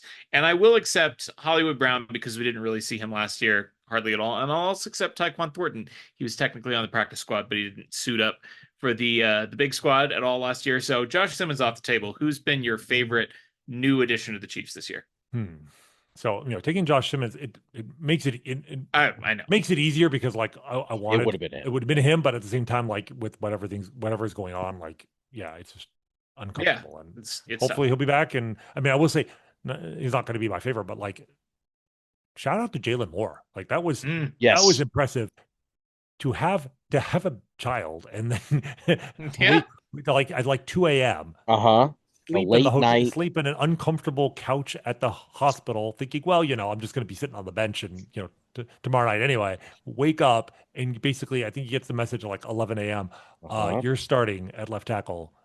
You're this man who is revered as a demigod by like multiple Polynesian cultures. You have to protect his blind side tonight. So, Yep. Against Aiden Hutchinson. Yeah, exactly. And on the other side, that guy's also revered as a demigod in certain. Yeah, that's who I thought you were parts of the talking world. about at first. Oh. Was Hutchinson? Yeah. So, I mean, a hell of a job. So, shout out to him. Having 6. The only thing better than having 5 good offensive linemen is having 6 good offensive linemen. Right. We had Nick Allegretti there, but even Nick Allegretti couldn't fill in a tackle. So that was an impressive performance. And if Josh Simmons is gone for a while, we're going to feel really good about having Jalen Moore around.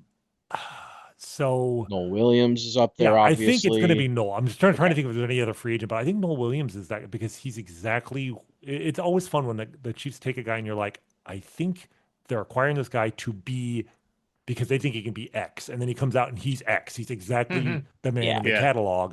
Yeah. And it is sort of he's.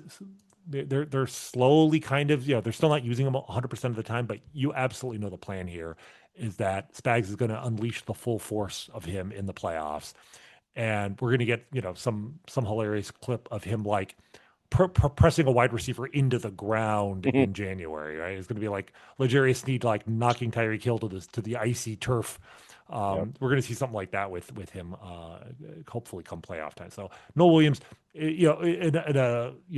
especially with Christian Fulton not being available, apparently, like this team, I actually think Noel Williams has been. We saw the difference between the Jaguars game and the Lions game. He's actually like a very important, integral part of this team right now. And I mean, so I'll go with him, but I will say this: he's not an addition, but I'm really liking the vibes with Kingsley right now. Yes. That's Because good. I mean, He feels I'll like an accept it. addition. even I'll after accept two it. games, you're like, we talked about like, can Jalen Moore play left guard? Like that was the discussion. Like he didn't look great out there. He wasn't bad, but it was like, is this going to work? And you can see him getting confidence in real time and sort of realizing, okay, yeah, maybe I'm not a tackle anymore, but like I have, I have the strength of a left guard, but I have more athleticism than like 95% of the left guards out there. Yeah. And seeing him realizing, oh, wait a minute, I actually have skills most of these guys at this position that I've just moved to. It's like he just got like transferred to like a new classroom and like realizing after, a few weeks, it's like, oh, these guys never took algebra. Like, Yeah, you're right. that's what it is. It's just kind of like That's great. you saw that clip. I think there was while they were blocking Mahomes this week, one of the defenders like tried to like jump. I don't know if you jump into like block a pass or whatever, but like while he was in midair, Kingsley just like pushes him back and just falls on his ass. Yeah. And it's like, oh yeah, he's a really strong dude. I mean, he's strong enough to be a tackle, right? And athletic enough. I mean, compared to Josh Simmons, nobody's quite that athletic. But I feel like he's kind of an addition because you've gone from having a guy who was a liability at tackle, and suddenly you have a good left guard.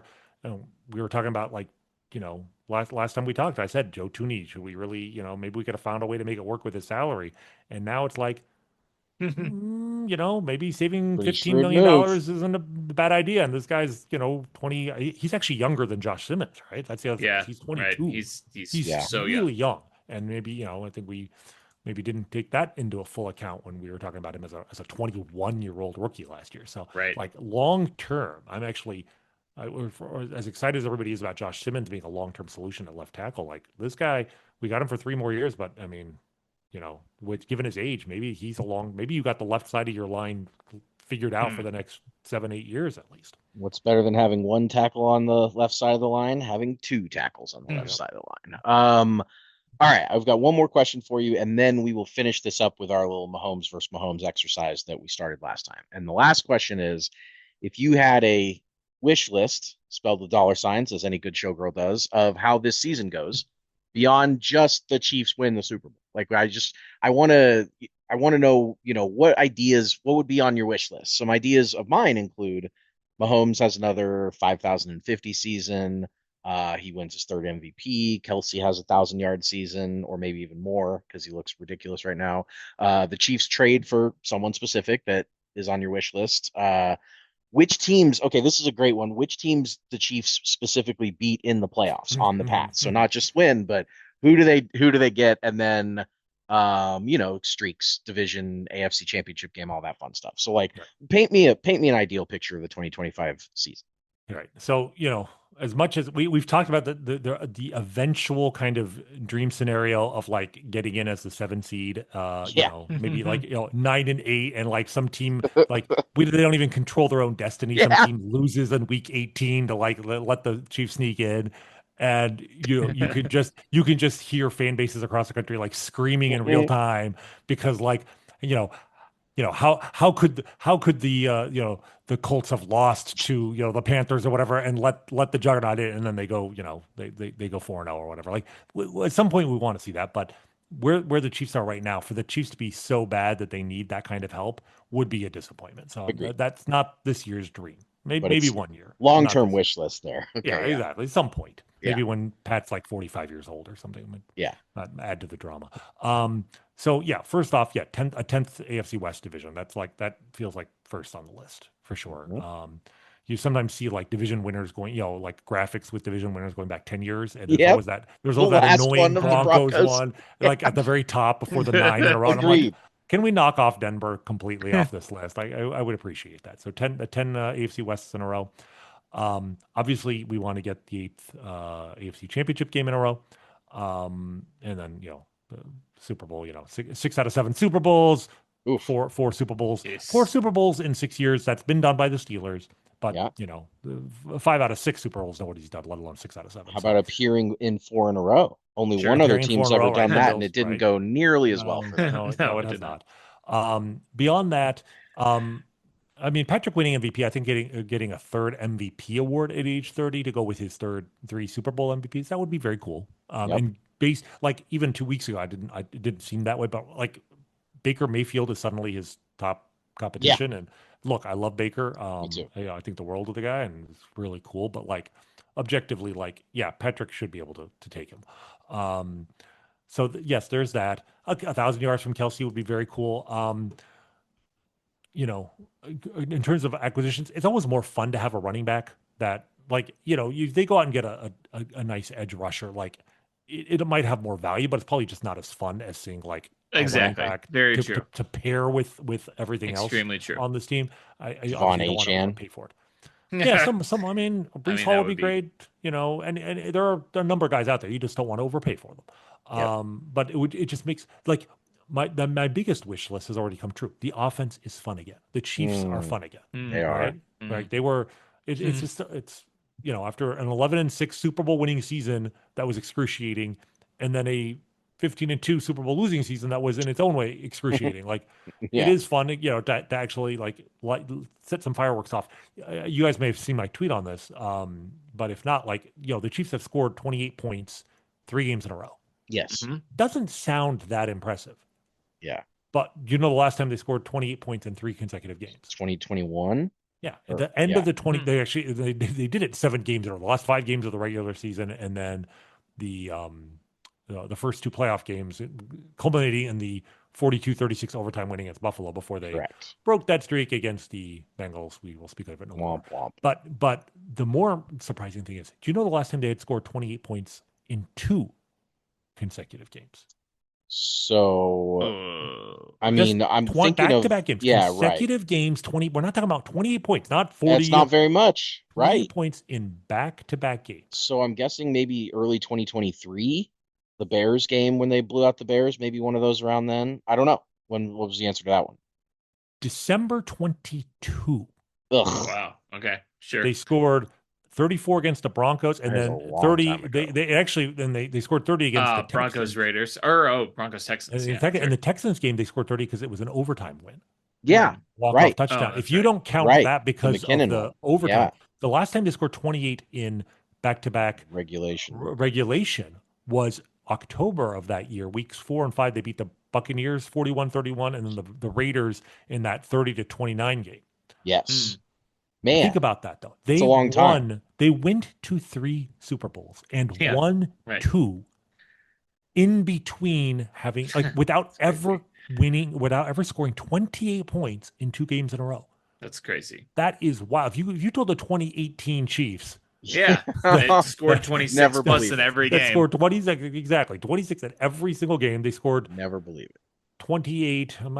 They had a 27, a 26, and a 27. So they didn't have a streak of longer than 5. But still, if you told them, oh, you're gonna, you don't have to score 28 points in more than a single game to win Super Bowl over and over and over again, it would have been unthinkable. They'll say, "Thank God we fired Bob Sutton." I was about to say, if you told Bob Sutton that, he wouldn't have believed you. No, for sure. So I'm just, they scored 28 and 3 in a row, and it does feel like, maybe not every single game, but they're going to do that a lot more. So that was my first main wish list.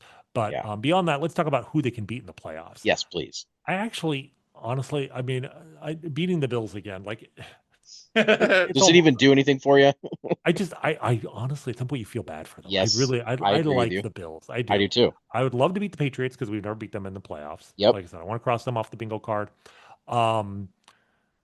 Ideally we get the bye, so that would be nice. But 2 AFC opponents. The way you would love to see this set up somehow, not to play the Bills if they get knocked off by Colts. the Colts or the so like I'd love to be able to play the Colts or Steelers in the divisional round in our first game because that Sure. just feels like such an incredible setup. And then if you get the Patriots, Drake May, the new hotshot guy, and Patriots fans feeling their oats again, having them come to Arrowhead or even going to New England, frankly, Sure. you have to play an extra game, but like going to New England and beating the Patriots in the AFC Championship game as revenge for 2018, That would be pretty fun. that might be the perfect Pretty good. road to the Super Bowl.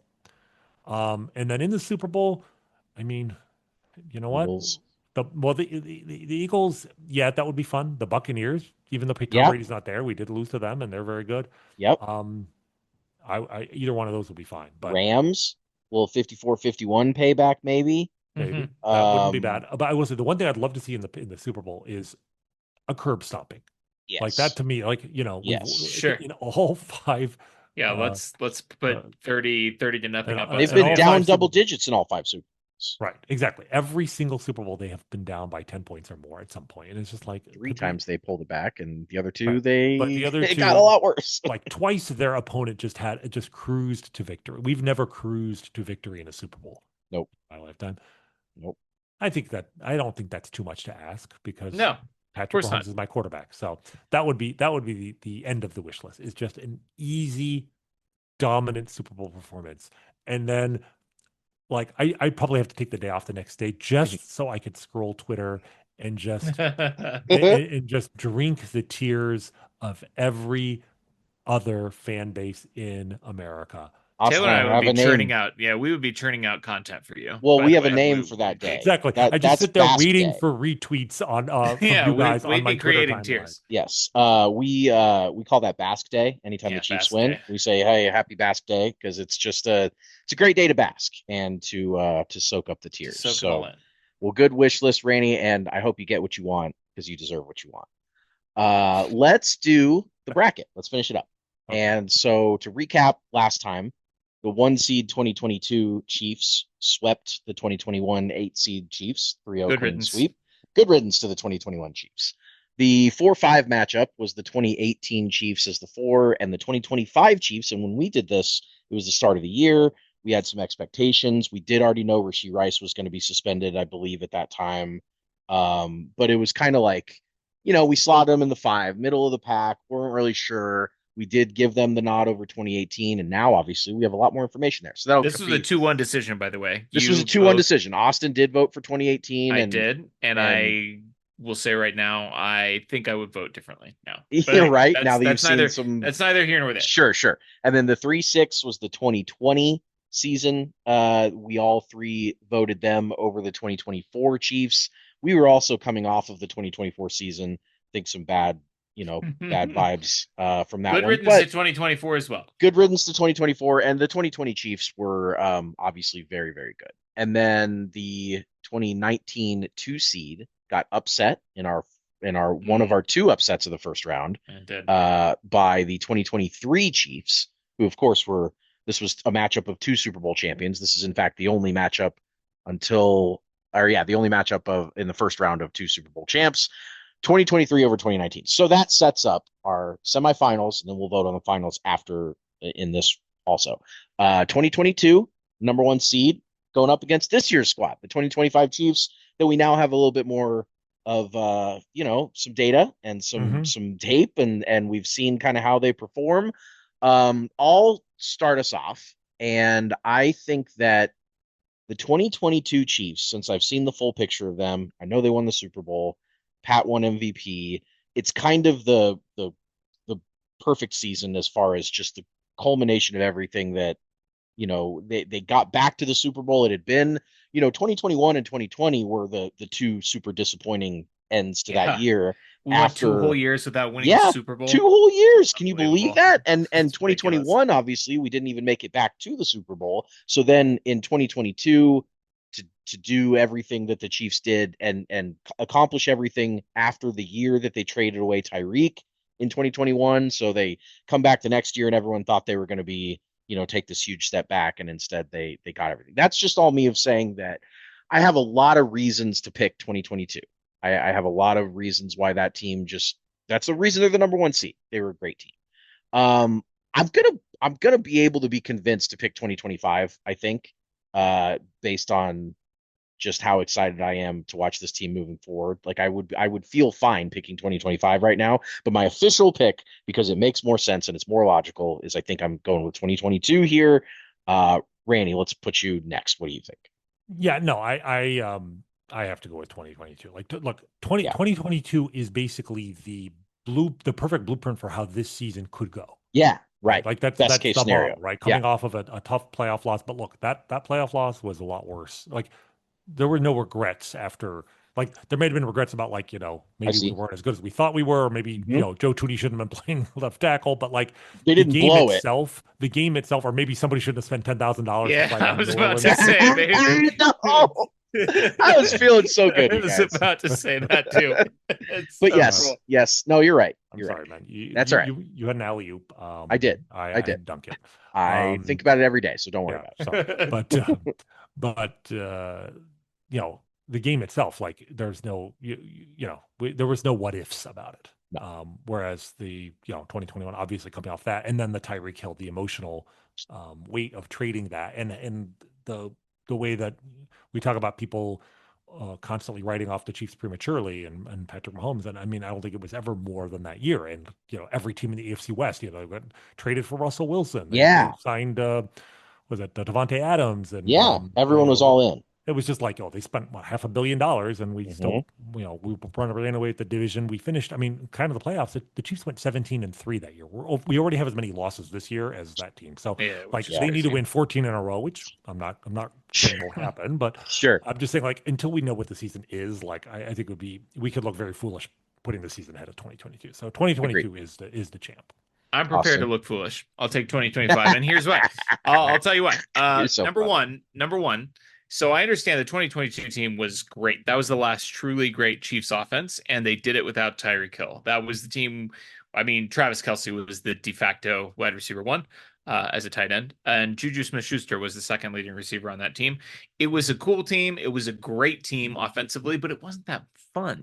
Like Tyreek Hill was fun. I missed seeing the cheetah out there. Yeah. And this team not only has a chance to be more fun on offense, but it also has a chance to be better on offense. Like that offensive line was good.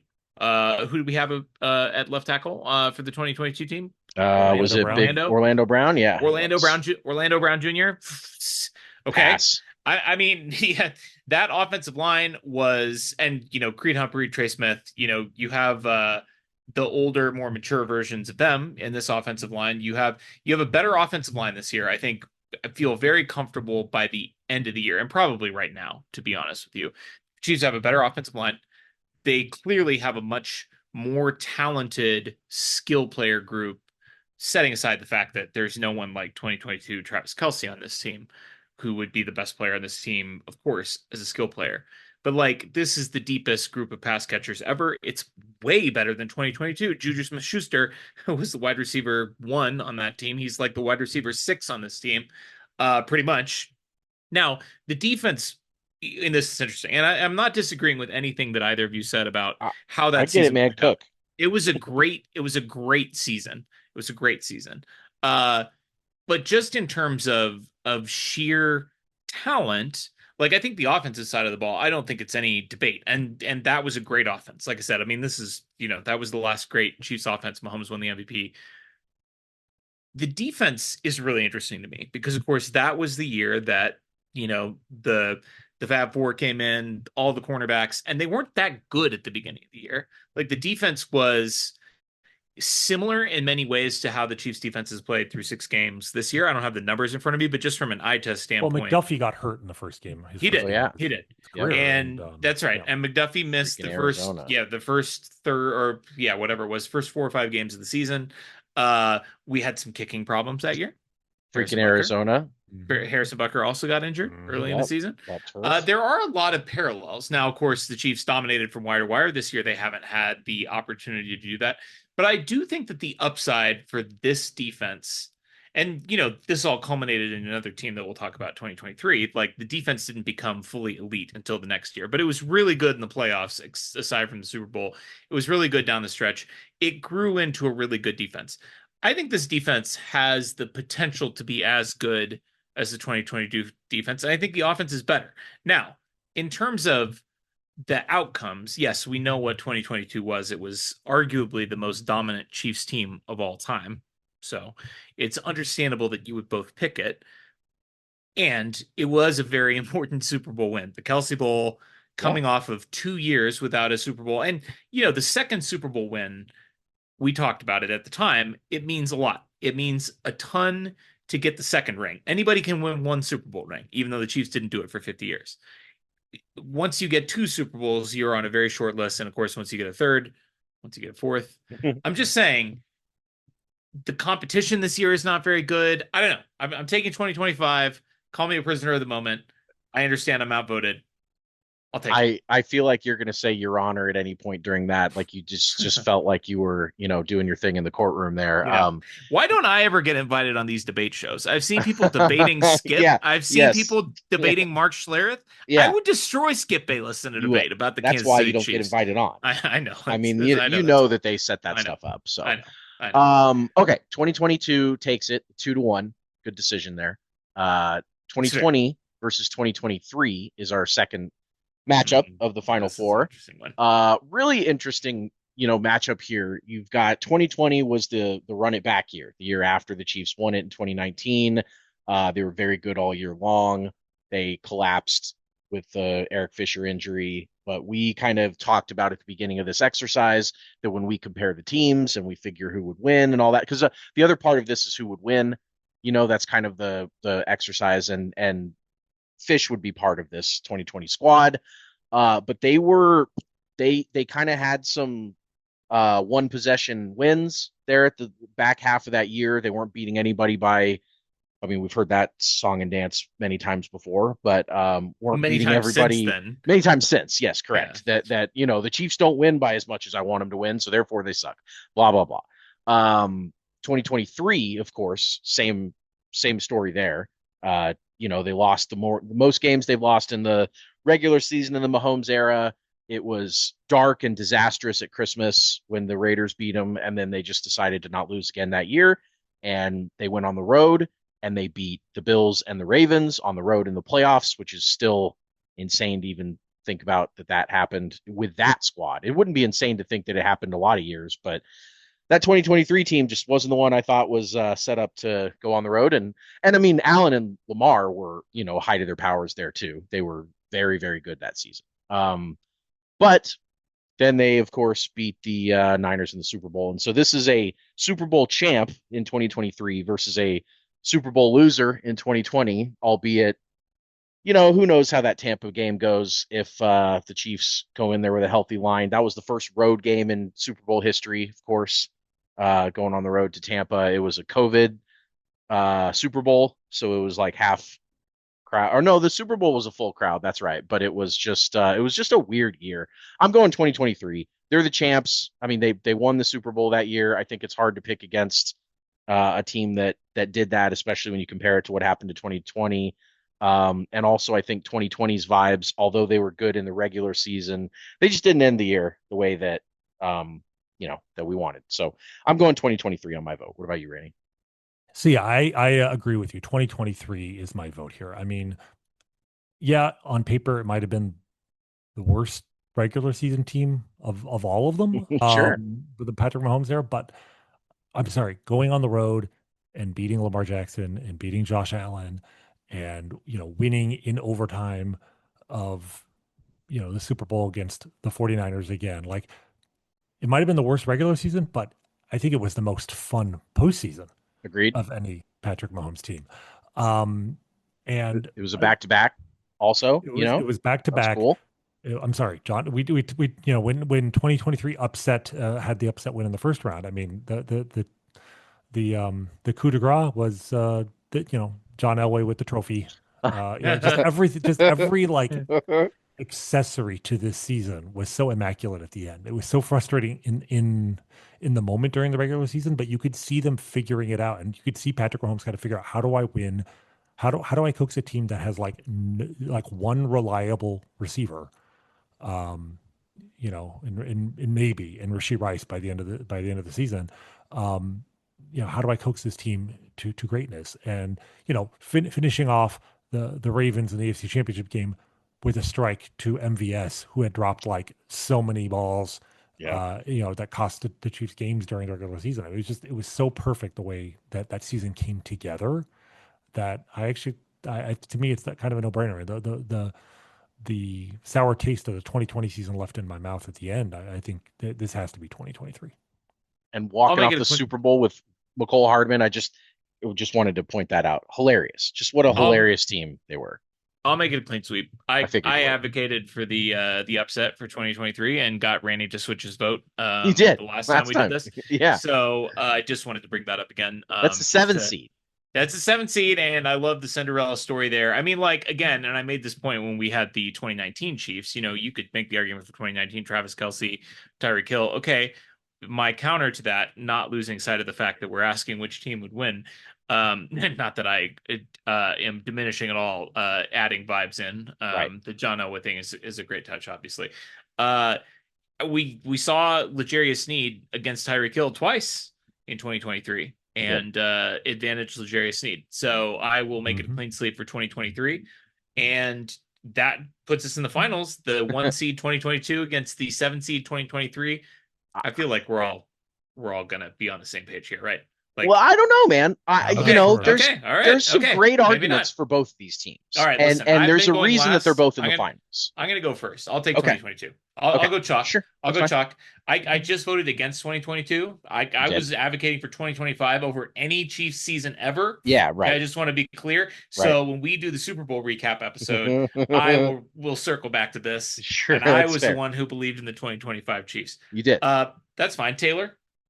So sounds like you're leaning 2023, and then no, we can let I Randy was just cast I the was deciding just gonna vote. say that, and you're right. That's the best drama. So I will vote 2023 just to give Randy the final deciding vote. I will say, I mean, I think either way you lean on this one makes a lot of sense to me. I think the 2022 season is a little bit easier, and whether easier is better or not is up for debate. Because No, that's 2023, the way they ended that year is impossible. The way that run they went on. I mean, that was an all-timer. We talked about the DVOA of the opponents that they went through and just how stupid it was that they beat those two teams on the road, plus the Dolphins, plus the Niners. It was crazy. It was a crazy end of the year. And 2022 is maybe a cleaner, comfier, full picture. I'm really interested, Rany, in what way you're going on this one, because I can see it both ways. Wow, you guys are giving me a lot of power here. Yes, we are. Deciding the champion. That's right. Yeah. I mean, look, the 2023 season, like you said, I don't know if you could have a more fun,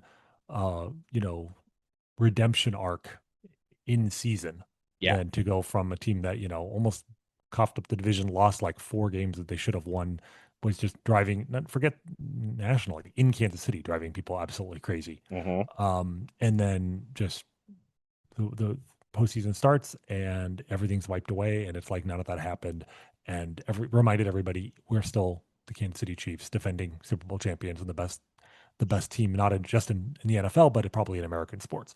Yep. You could not beat that.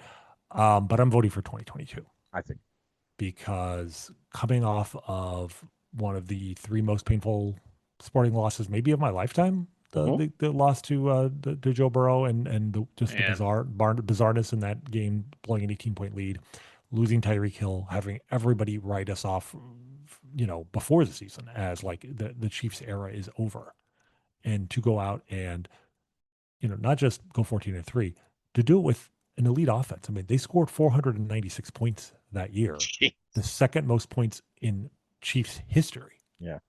Behind only the 2018 team. That's the second best offense we've seen. Yeah.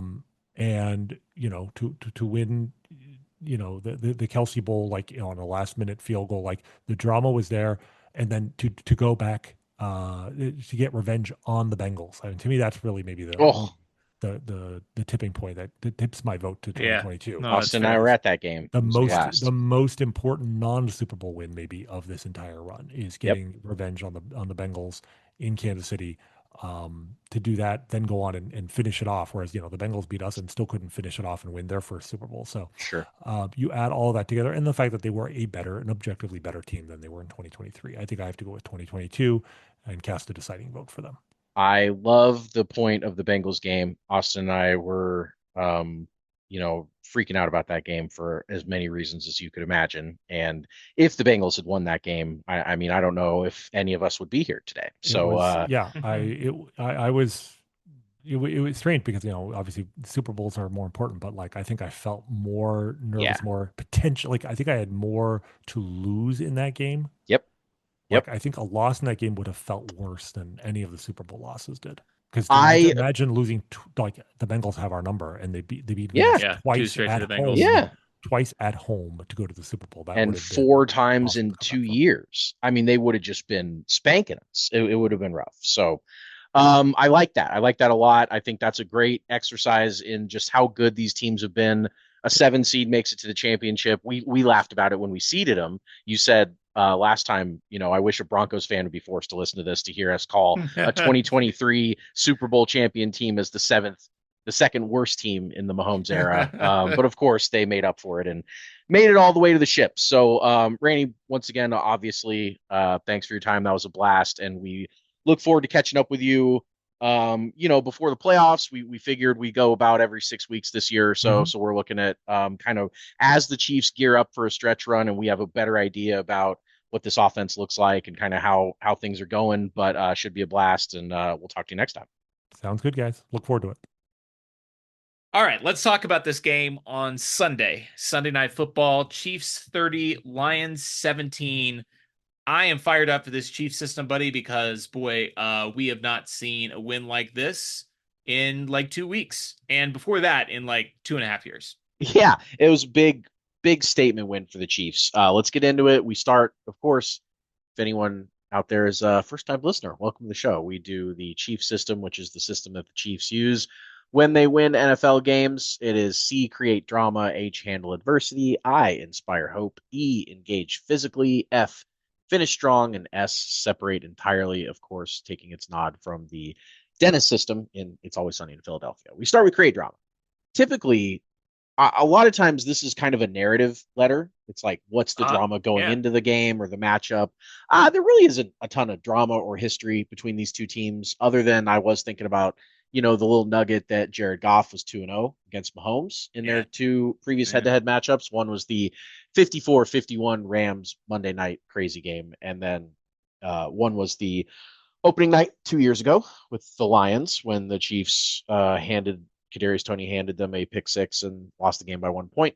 The Chiefs didn't have Travis Kelsey. They didn't have Chris Jones in that game. It's crazy. And still lost that game by one. But, that was kind of the history. That's like the most recent drama between these two teams. But really, a good create drama for this one is that the game started out with a 15-play drive by Detroit that had the Lions first and goal at the 8.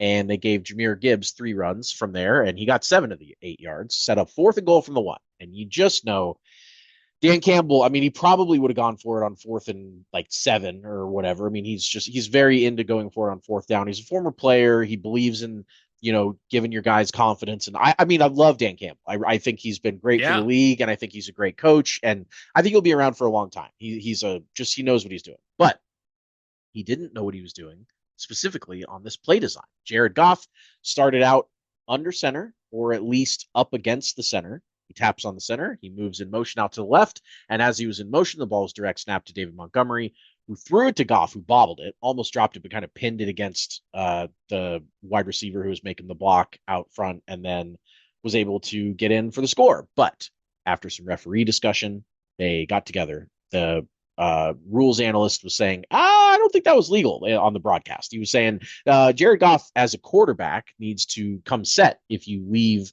the center and you go out in motion. And the refs agreed. They got together. They ruled that Goff did have to come set, and it was a legal motion. So the touchdown didn't count. It was a 5-yard penalty. They backed the Lions up. The Lions sent the offense out again, which I was like texting or tweeting or whatever. Like, what are they doing? Like, this is crazy. And then they thought better of it, and they kicked field goal, and the Lions take a 3-0 lead. There's been a lot to unpack about this play and the rules interpretation and the referee conference and everything that would have meant absolutely nothing to anyone if the Chiefs weren't playing in this game. But the Chiefs were playing. So instead, every little detail about NFL games that happens all the time that no one cares about goes under a microscope and everybody freaks out and they have to talk about if everything that happened there, even if it was how it normally happened, should that happen normally if it was the Chiefs and all the hand wringing and the bitching that we saw online. It's exhausting. What are your thoughts about the whining we've heard from Detroit fans about this play and really what happened at the beginning of this game? Okay, well, I have a few thoughts. First of all, it's deeply funny to me that last week everyone was saying that the Chiefs got away with two obvious penalties because Russell Yerk, who we talked about on the show, the Monday Night Football rules analyst when the Chiefs were playing the Jaguars, said that the Chiefs committed two obvious penalties. Now, Russell Yerk was wrong about both of these situations because you can set a pick within a yard of the line of scrimmage, as the Chiefs did on their touchdown, and the ball was in the air, or excuse me, he still had the ball when contact was made on the McDuffie pick, and it clearly was incidental. Like if you look at the replay, they didn't mean to run into each other, so that shouldn't have been a penalty either. Nevertheless, the narrative was driven by what the guy on TV says, and then what Joe and Troy say afterwards. You know how they're reacting to this play in real time. These people that get upset about this stuff don't actually know the rules of football. Now, what was ironic about this game is that the ref said, oh, the Lions got away with one, and this should have been a penalty on the Lions, which would have favored the Chiefs. And I have not seen one single person acknowledge that ever. Like they're just saying, oh, it's the Chiefs, they got away with one, whatever. So like last week, the TV ref can do no wrong, and his word is gospel. And this week, despite the fact that he called it in real time, like I don't think this is something that they could have done. It's back to the Chiefs rigging the NFL. That said, I have not seen any I've not seen any discussion on why they are able to call a penalty this late. Now, technically you're not allowed to review it and throw a flag unless it's for, I think it's what, like OPI, and OPI is no longer reviewable. I mean, so it used to be back after they did the Rams Saints fiasco. They for a season they were like, oh, you can now review pass interference, and then the NFL challenged it like 30 times, and like 29 times the refs were like, yeah. But then they took that away. You can't. Yeah, my understanding is that there's a couple of penalties, and I don't have the rules in front of me. I know that you can 12 call men after on the field. Okay, you can challenge 12 men on the field, and they can go to the replay because that's objective. That is just like we see the 12 men. We're throwing the flag. And then the other one, you can't do any subjective calls, roughing, pass interference, that type of stuff. You can't do offsides. You can't do false starts. I do believe that you can challenge the play clock, the delay a game, but no one's ever done it. I think that's like in the rules technically, but it's not one that. So now every scoring play is automatically reviewed. Yes, but it's only reviewed for the touchdown. Like you can't review rules about a touchdown. You can only review physical. So I am a little bit confused as to why they were able to throw the flag.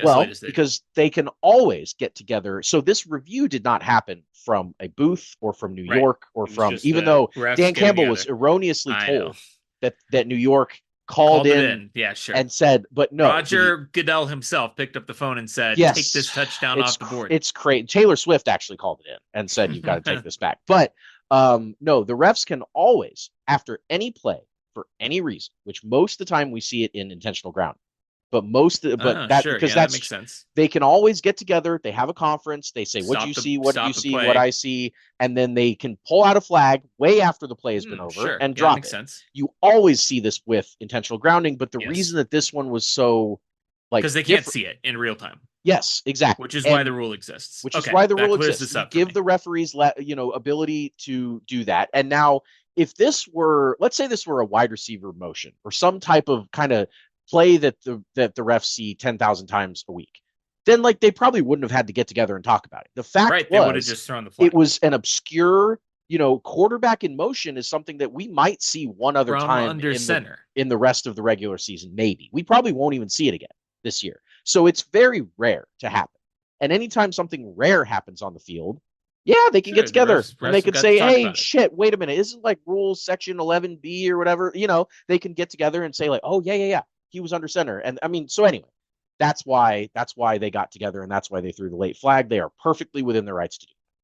Very good. I'm glad that you explained that to me because I actually, in between all the whining and crying and Yes. complaining, Yes. I had not seen anybody explain it like that. But that makes perfect sense because you're right. Obviously, with grounding, they'll just stop play and play won't resume until after they've huddled Yeah. and they've decided whether they're going to throw a flag or not. And that's exactly what they did on this play. And the purpose of the rule, I mean, to be clear, the reason the quarterback has to come set is because it's hard to see in real time, whether it's a legal play or not, unless the quarterback is fully coming set and getting set before he goes into motion. And Goff didn't do that. You would think that if you were going to run a trick play like that, that you would know the rule. Like the Well, team running the play would know the rule. there's some drama with that too.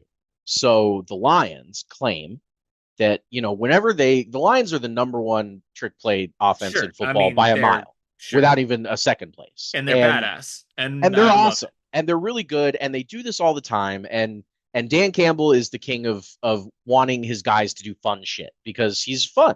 And so they get together with the referee crew. Any team that the Chiefs do this too. Any team that cooks something up that's a little abnormal, they'll do a walkthrough with the refs. And they'll say, this is what we're going to do. We're going to run it like this. And there's some people that are kind of questioning whether the walkthrough refs actually knew that rule and whether they blew it by saying, oh yeah, that's fine. And then they get to the game and they run it, and the actual refs, the game day refs, like they're like, no, we cannot do it like that. So there could have been some miscommunication in the walkthrough, or they could have done it differently in the walkthrough slightly, where Jared Goff. Jared Goff. So part of the quarterback declaration, like the T formation where the quarterback is under center, he's got to be up against the center to be like a designated quarterback. And what they may have done in the walkthrough is not made it apparent that he was up under center. He might have started out in a little bit more of a shotgun type approach and then just went in motion. I don't know. It's hard to know because we weren't there, obviously, in any of that part of it. But the Lions are supposed to review trick plays with a referee crew before the game, make sure that they know that this is what we're doing. Let's make sure it's legal. Anyway, they didn't do that. Or at least if they did it, somebody screwed up. Somebody didn't realize that Jared Goff needed to be, come set. And he didn't come set. And that's on them. And you know what? Dan Campbell admitted that was on them. Hey, you know what? It's not a conspiracy. Before we get to handle adversity, we spent a lot of time on creating drama because this was a dramatic moment of the game. Remember when Kadarius Toney got called for offensive offsides? Yes. On what would have been the coolest touchdown in the history of the all National time. Football League. Except the refs are so in it for the Chiefs that they called him on a game-losing penalty. So he claimed that he checked in with the ref, right? And then, if you check in with the ref, they're not supposed to call you for offensive offsides. Correct. Except that they did call him for offensive offsides because guess what? The refs are not perfect. They're not even full-time refs. They're not infallible. And in this case, it benefited the Chiefs. A couple of years ago, it literally lost the Chiefs the game. So, well, you remember the Lions 2-point drama with Dan Skipper a couple years ago against the Cowboys. Oh, yes, of course. And he brushed his jersey. He said, I was checking in as eligible. The refs just clearly didn't see it or whatever happened. The Lions got jobbed on the Cowboys. They absolutely, you can see on video replay, Skipper wiping his jersey. It should have been enough. It wasn't enough. The ref screwed him over there. And so the Lions do have this kind of like us against the world, like the Chiefs are the cool team, and we're like the badass they're also Detroit tapping underdogs. Into they're tapping into the Chiefs derangement syndrome.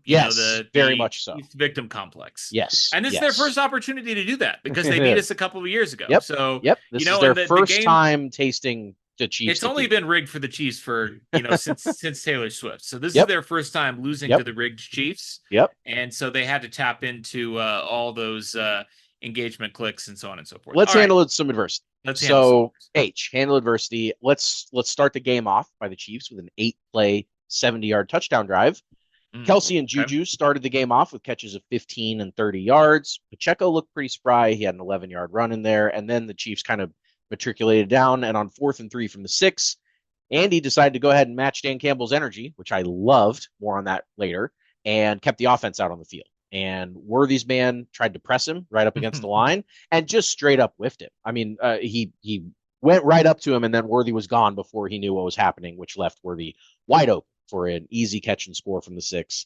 Harrison Butker did Harrison Butker things and missed the extra point about as badly as I've ever seen him miss a kick. Just completely shanked it.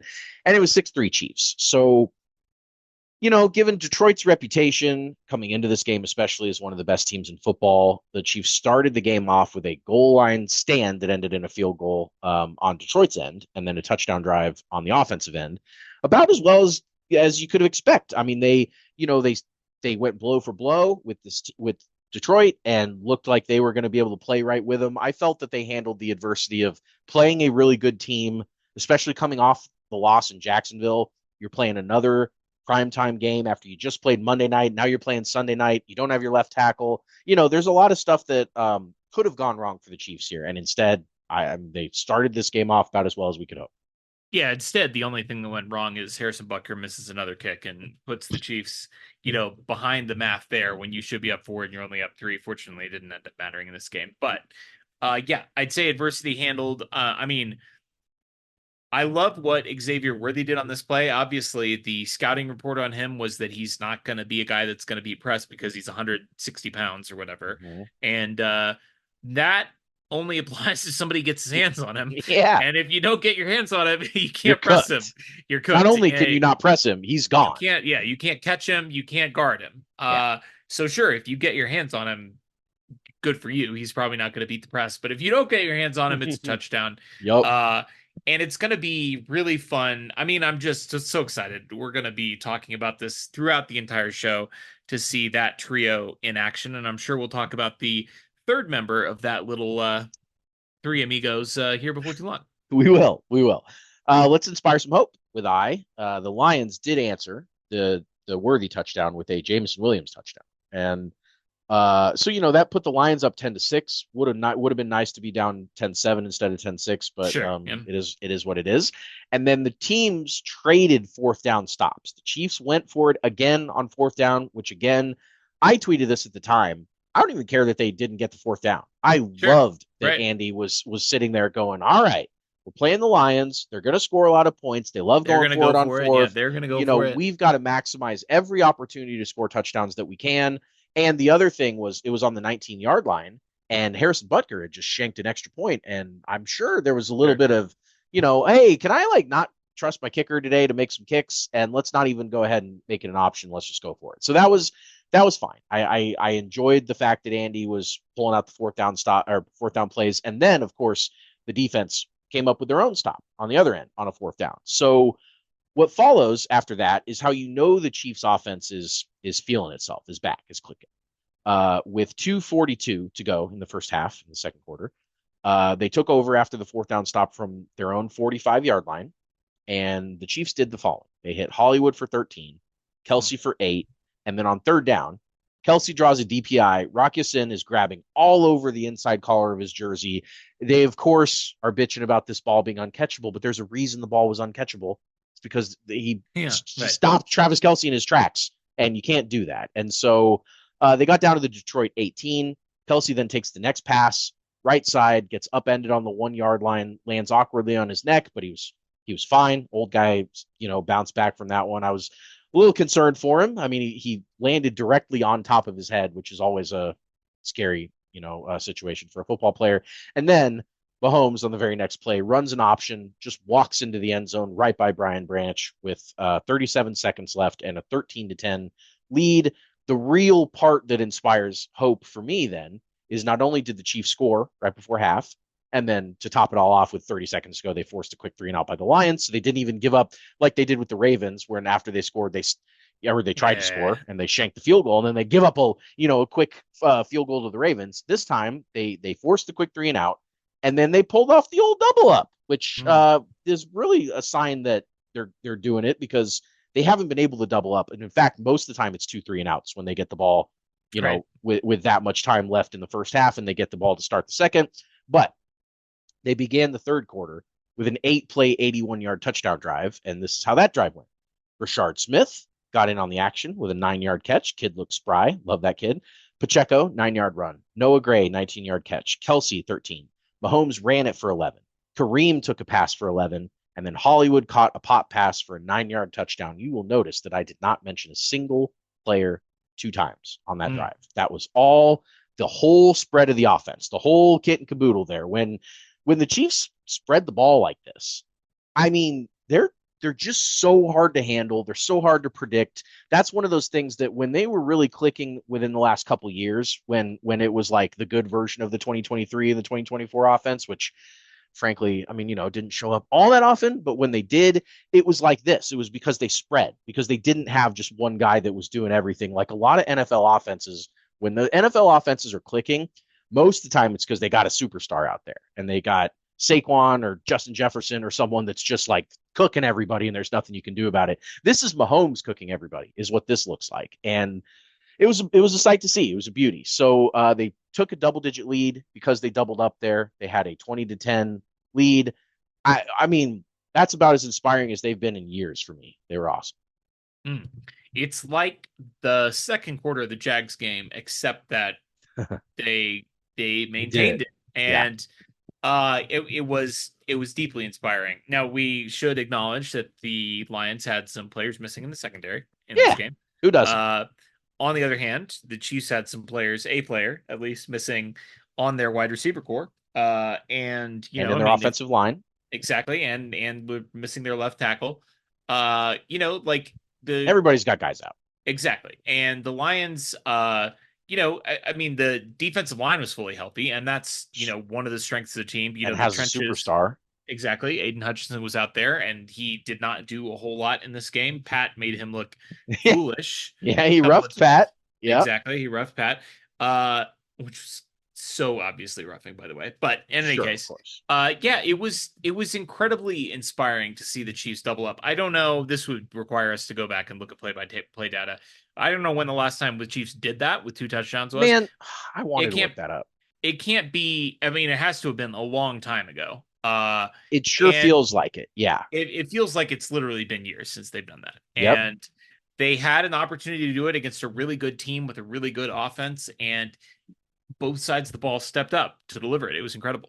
It's funny too. A lot of times the league has taken this approach of like, if we're playing the Chiefs and we win the toss, we're not going to defer. We're going to take the ball first. It's just it's a they want to start off and you want to play from ahead against the Chiefs. You don't want to give them the ball first, et cetera, et cetera. And so that means that the Chiefs have had a lot of opportunities to double up because they're getting a lot of second half kickoffs. More, I would say more. I don't know the numbers, but it's got to be more often than your average. Because they're always going to take it. And they're always going to take the ball, or they're always going to defer. Yes, yeah, exactly right. Yes, the Chiefs are always going to say, we're going to kick off to start the game, and the other teams are going to say we're going to receive. So they have a lot of opportunities to do it. You're absolutely right that I don't have the numbers in front of me. I'll try and look them up and tweet them out or something because I know that the double ups have been hard to come by. I think about them every time in every game I watch about like, hey, Chiefs have the ball here.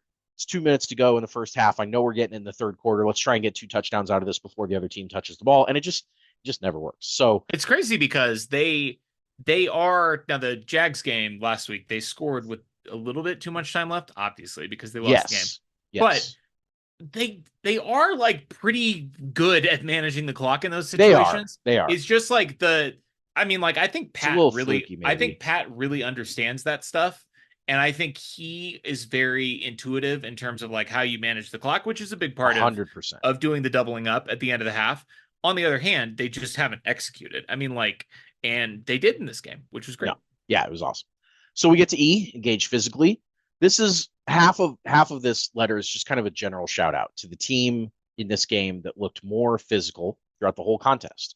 Detroit, as we've talked about, has a reputation and a good reputation of being physical and tough and embodying their coach Dan Campbell. I mean, their whole shtick is that they're just going to out tough you. That's just kind of what they biting kneecaps, man. Biting kneecaps, running the ball. They've got the 2-headed monster with Gibbs and Montgomery, and I mean they're a damn good football team. And in this game, the Chiefs were the tough ones. They outrushed the Lions 112 yards to 98.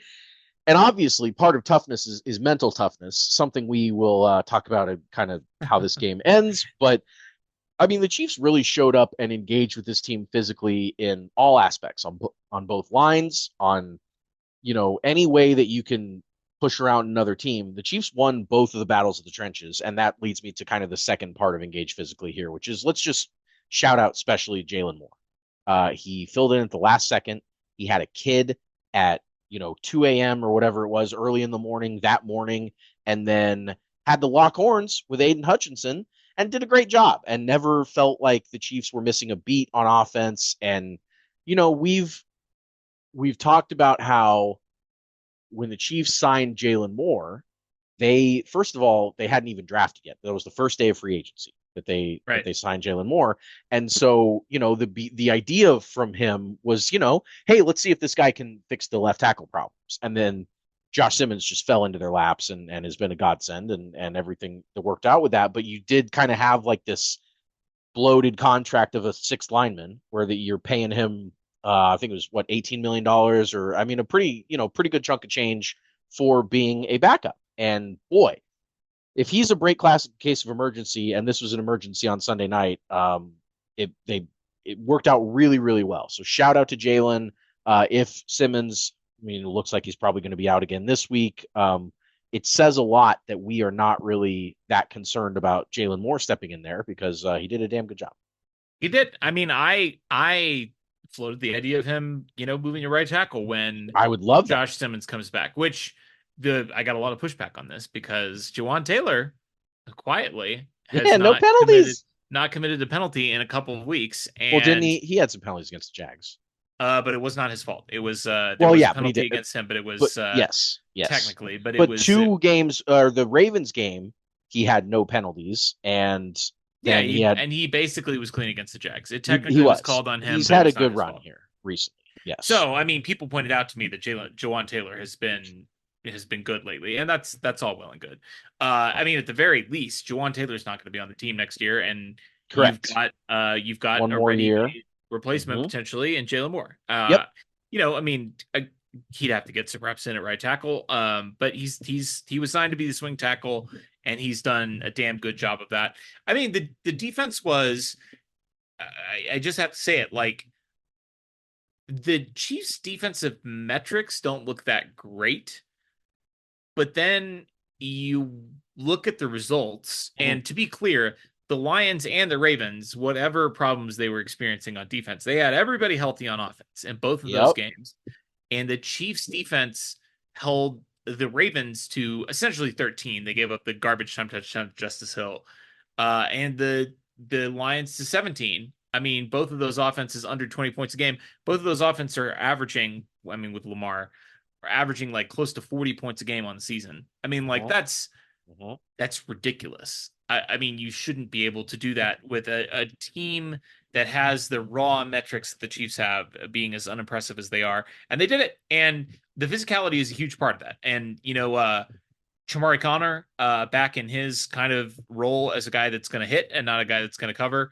Nick Bolton staying in the role where he's going to hit and he's not going to cover. And Noah Williams coming in to cover instead of hit or ride the bench, which is what he was doing last week in Jacksonville. Guys in the roles that they were drafted to play in, and it looked great. So, of course, the Chiefs need to still finish strong here. A touchdown to Hollywood on a wide open, shallow crosser, capped off a 9-play, very nice 69-yard drive to retake the 10-point lead. Had a really good mic'd up clip with Juju and Hollywood, and Hollywood was going out to his wide receiver position and asked Juju which route he had. Juju told him he got the shallow cross, or the shallow, and then Hollywood scored. They get back to the sideline, and Juju was like, "Don't pretend like you didn't ask what play that was before that started, and I told you what play to run." And then you scored a touchdown, and everybody was laughing and having a good time. Juju's a great glue guy. We'll get to him later. The defense, after the Hollywood touchdown for the 10-point lead, forced a 3-and-out on the ensuing Lions possession, with the big play there being a third down sack by Chuck Omenihu after Chris Jones just blew the play up, got right to Goff. Goff kind of stepped up into an Omenihu sack. Normally I have a lot to say about this area of the game finishing strong, but the Chiefs were kind of making this one boring, which is fun and great. I love a boring fourth quarter, not having to sit there and on the edge of our seat. We were partying at this point. It was finishing as strong as can be. We were texting, laughing, joking, just being, like, hey, like the Chiefs are doing this. They've been very comfortable all night. It was great.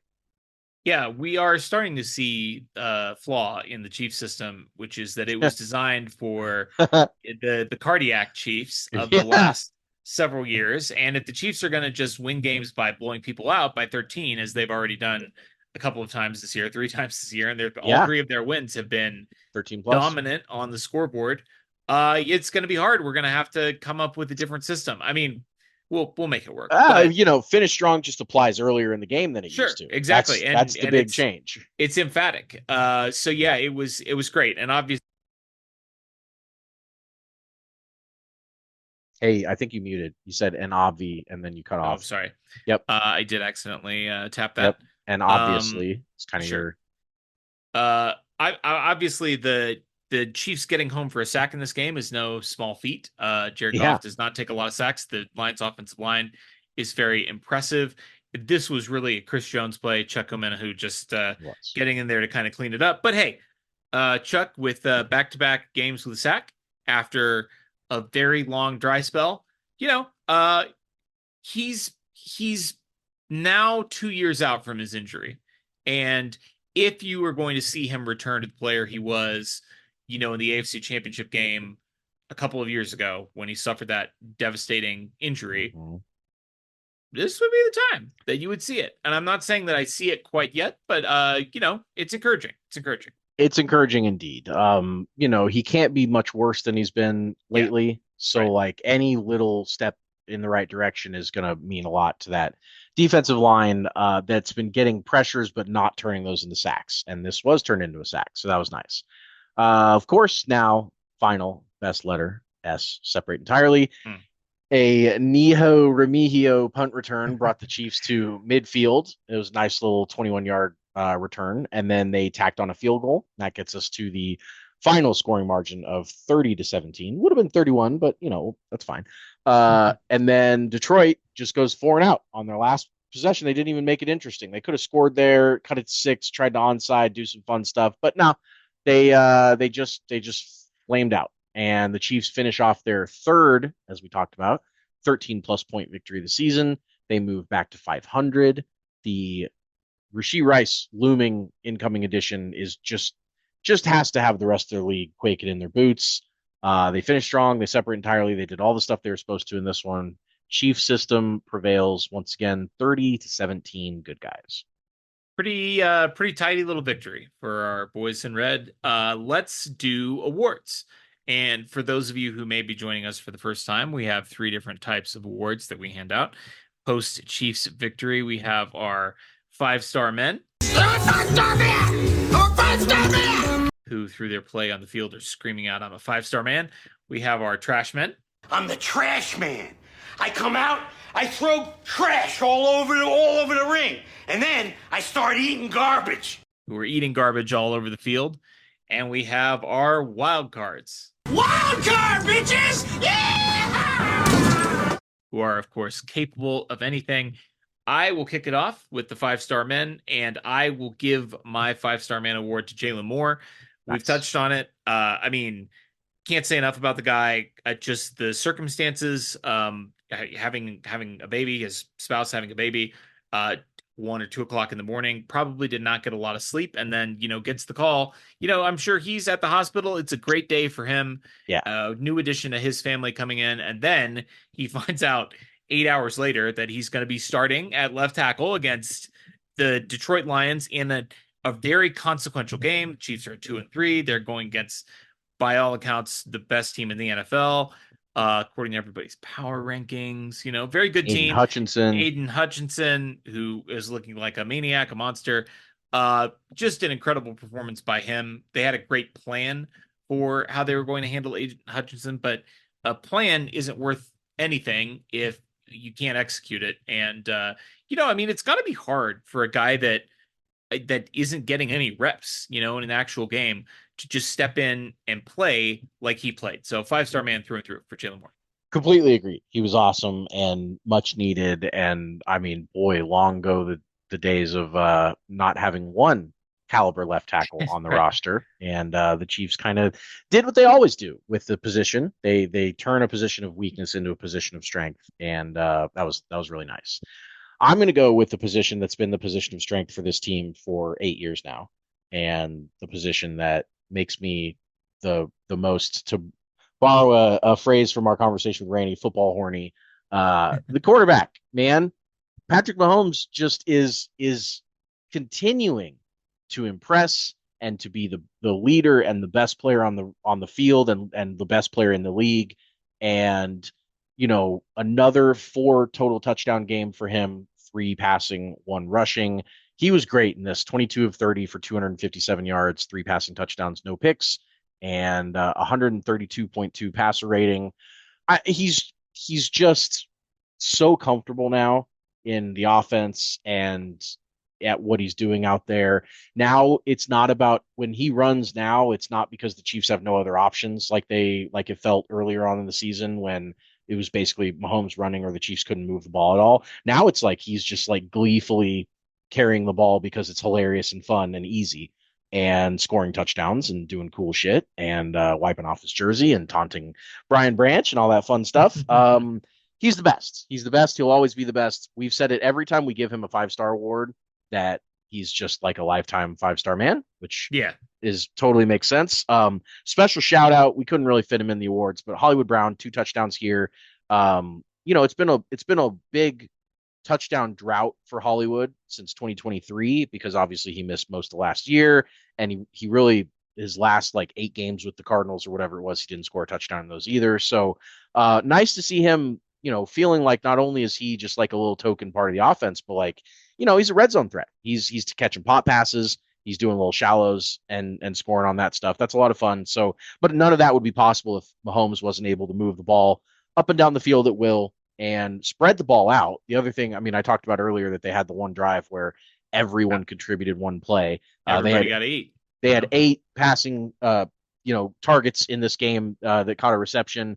That's without Rashee Rice. Everybody is going to eat, and it's going to be great. But for now, Patrick Mahomes, AFC Offensive Player of the Week, obviously has to get a 5-star man from us. Hit me with the trash man. So we mentioned this guy earlier. I think he's quickly become my least favorite Chief. We're not going to get into the politics of it. Everyone knows you and I's views on that type of stuff. But his on-field performance is now to the point where, I mean, it's basically as gross as his off-field performance. Harrison Butker, what's the guy doing? What's he up to out there? He's just shanking kicks left and right. He can't kick off. He's like doing everything He's been wrong. really bad at the kickoff. He's been as bad as he's ever looked. He just needs to go back bomb to him out of the back of the end zone. I mean, I guess like it would be better than what he's doing. It is. He's had slumps before, but a lot of those slumps, a lot of them coincided with either injuries or just kind of quicker slumps than this. This is a 6 game. This is a season-long slump for him so far. And if you start to have a season-long slump, I mean, it's not like it's a position where there's a lot of other factors that could be the cause for your struggles. It's a one-man show when you're the kicker. Right. If you're struggling, there's only one person that's going to fix it, and that's you. And dude sucks right now. He's a trash man. Yeah, I completely agree with that. I will give my Trashman award to Brian Branch of the Detroit Lions for his extracurricular activity after the game. Listen, there were a number of things that I found trashy about this performance. Number one, obviously, he was complaining about a clean crack block getting that bullied Juju, in an NFL football game. He complained about being bullied, which is just insanely soft. I can't believe that a football player would say that. That's like, I mean, I would never agree. This is such a boomer take, but like, Macho, you can't be a football player and complain about being bullied. It's like when Sam Darnold had that clip of him seeing ghosts, on the Patriots sideline, and that was circulated forever. Shout out to Sam Darnold, who's having, a great year. He's resurrected his career. But like that, I mean, that ruined him for like years. Ruined him in New York for sure. Clip. This was just, it was bad. And then obviously refusing to shake Pat's hand I get it. He dusted you. He taunted you. You wish that the refs had thrown their little flags to protect you from, Pat flexing on you and waving at you, whatever. Like, okay, uh, don't stiff him. It's a bad look. The Swifties will come for you. And then of course, Juju. I, I don't know what Juju said to him. I don't know what Juju I don't know what he did to provoke this, but he can't throw a punch, and he got suspended for it. His appeal today was denied. And listen, like they play the Bucks next week, which Yeah. is, I Yeah. mean, that's a team that they're competing for the number one seed in the NFC with, and a team that has an MVP candidate in Baker Mayfield, and you are playing for a team that already is shorthanded in the secondary, and you go out and do that, and now you're not going to be available for your team in a hugely consequential NFC game where you're now basically completely undermanned in the secondary, because your starting safety had to go and punch somebody after the game and get himself suspended. It's dumb. It's incredibly stupid. And he had already been fined or penalized by the NFL 13 times before this. This was completely in character with who he is. Totally trashy behavior. Big time trash man. Completely agree. I love anytime we can work in an opponent an opposite. in the trash man. That's when we're on our bullshit, when we're naming opponents as trash men, because 100%. that was stupid. Who you got for a wild card? I will take Jamari Connor, and this is one of those 5-star wild cards where it's good wild. It's a strong performance, not an up and down performance, but a strong performance that sort of comes out of left field. Jamari Connor was putrid last week against the Jags. Yep. He couldn't cover anybody. I think he allowed 100% completion in coverage last week against the Jags, if memory serves. He didn't prevent anything from happening, and he kept Noah Williams off the field. This week, that did not happen. He's back to playing more of his safety role, and he's up in the box. He leads the team with 14 tackles, 10 solo tackles in this game. The rest of the team, I mean, the second place guy for combined tackles was at 7, so half as many, and solo tackles was 5, half as many solo tackles. So, I mean, he was a tackling machine on Sunday against a team that, I mean, you have to be able to tackle against the Lions because they're so physical. Both of their running backs, they want to run the ball, they want to run you over.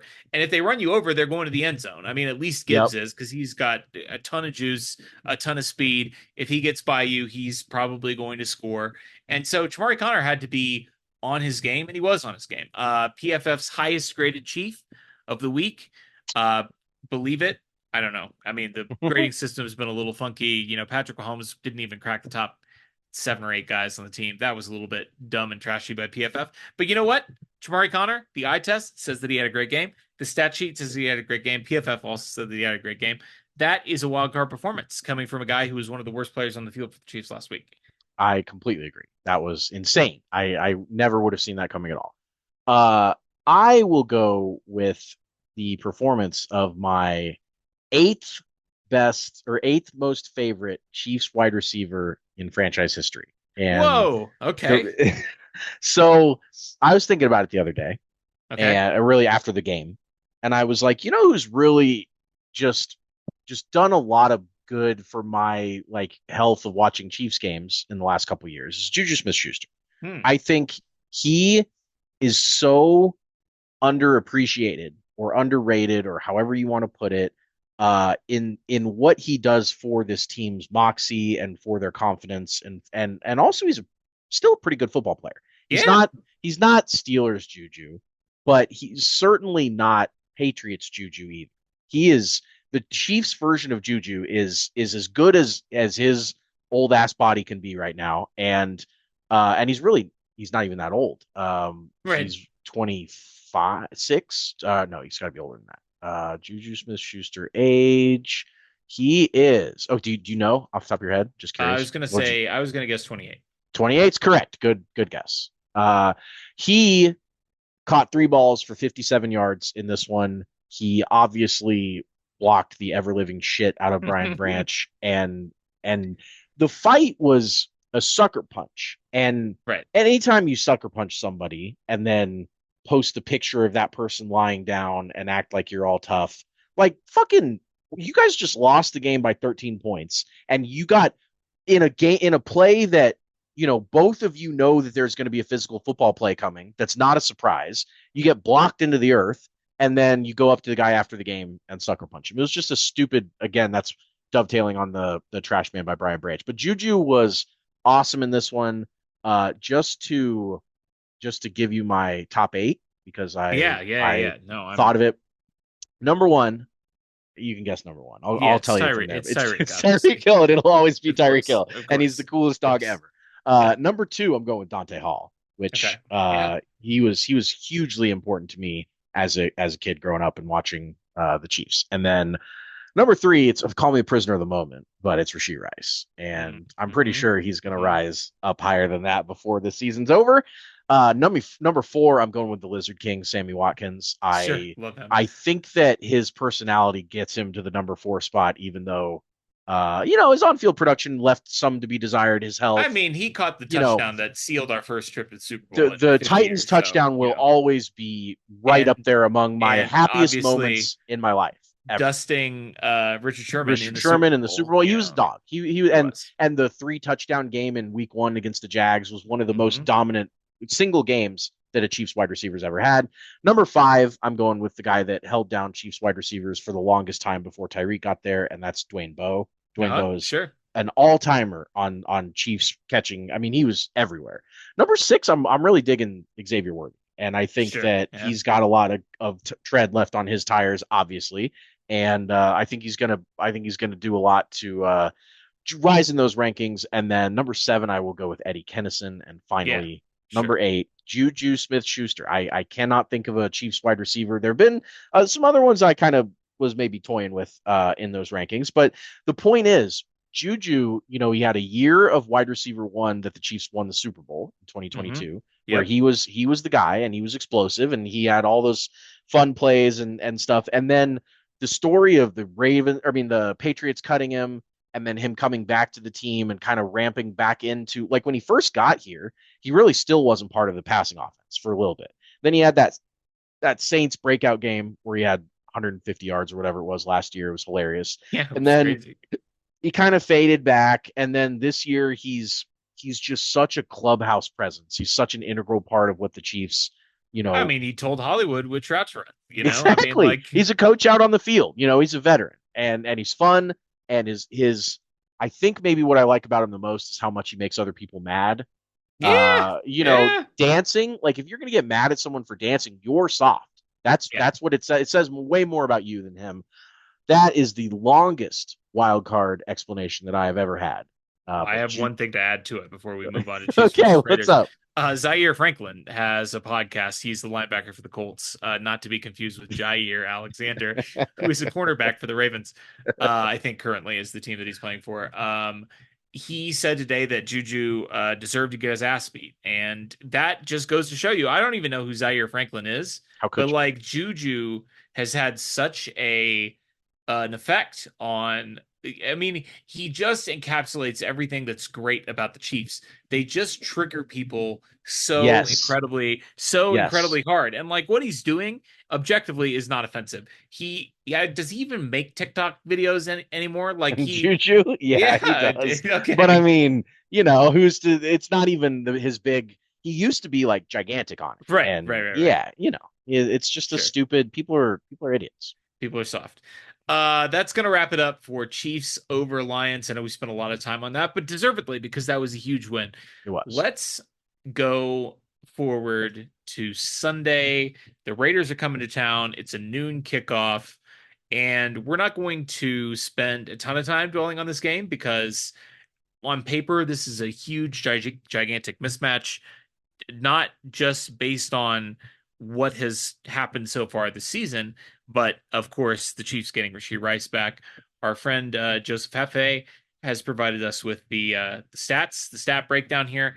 This is incredibly one-sided. I mean, we talked last week about what it looked like going up against the Lions. The Lions with the top 5 offense, the top 5 defense, really better than the Chiefs in almost every facet.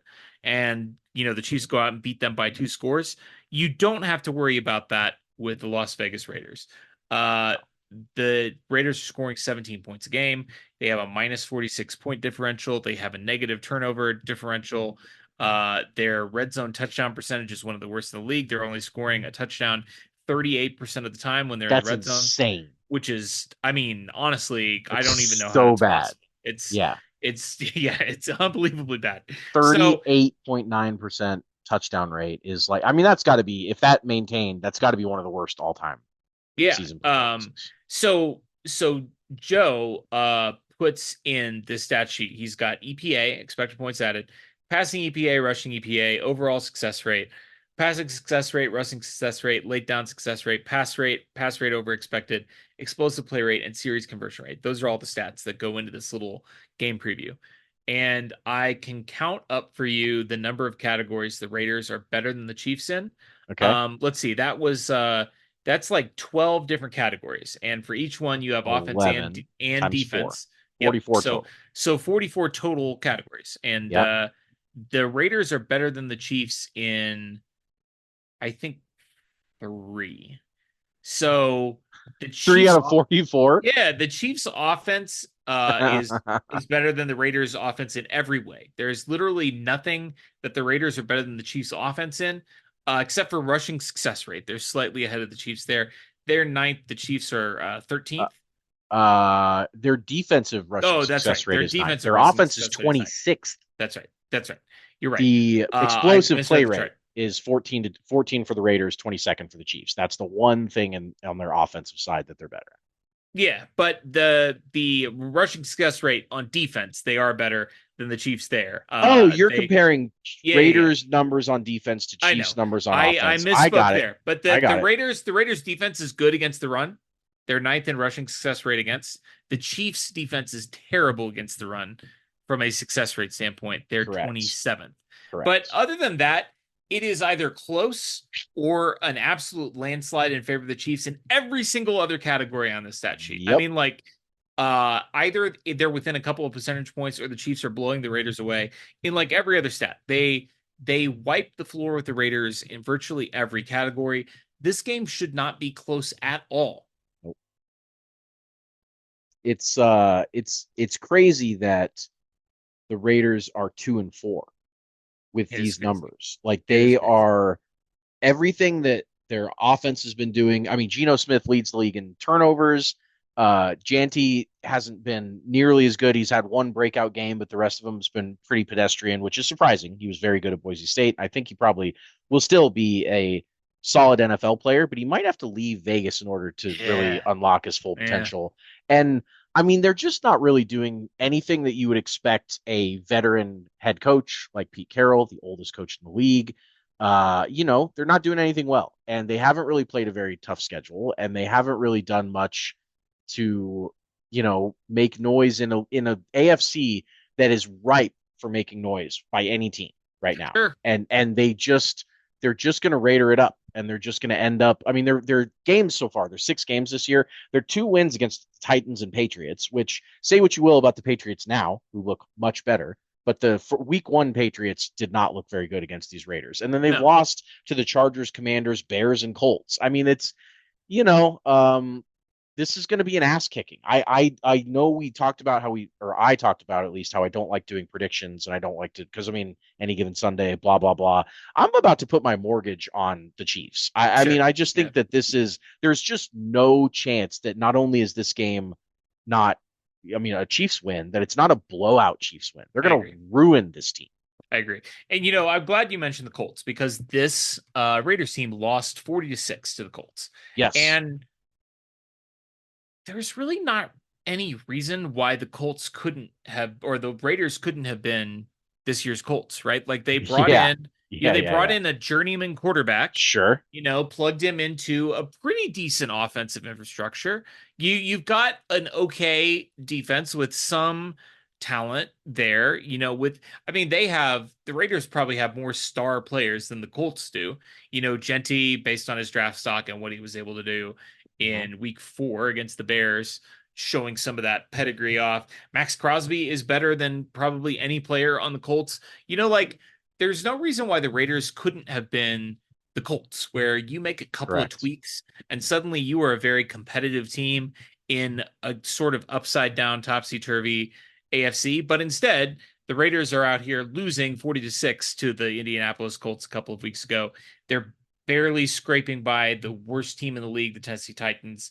They got away with one in New England, and congratulations to them. But that was definitely not a dominant performance by any means. No. They come away with a one-score victory, and they rushed for 56 yards in that game. Gino did throw for 300, but it was not a dominant win at all. And the Patriots were missing, Christian Gonzalez, their star cornerback. He was not healthy yet. Drake May playing, his first game in a new season, or new season and a new system with a new head coach. You got a little bit of rest to knock off there.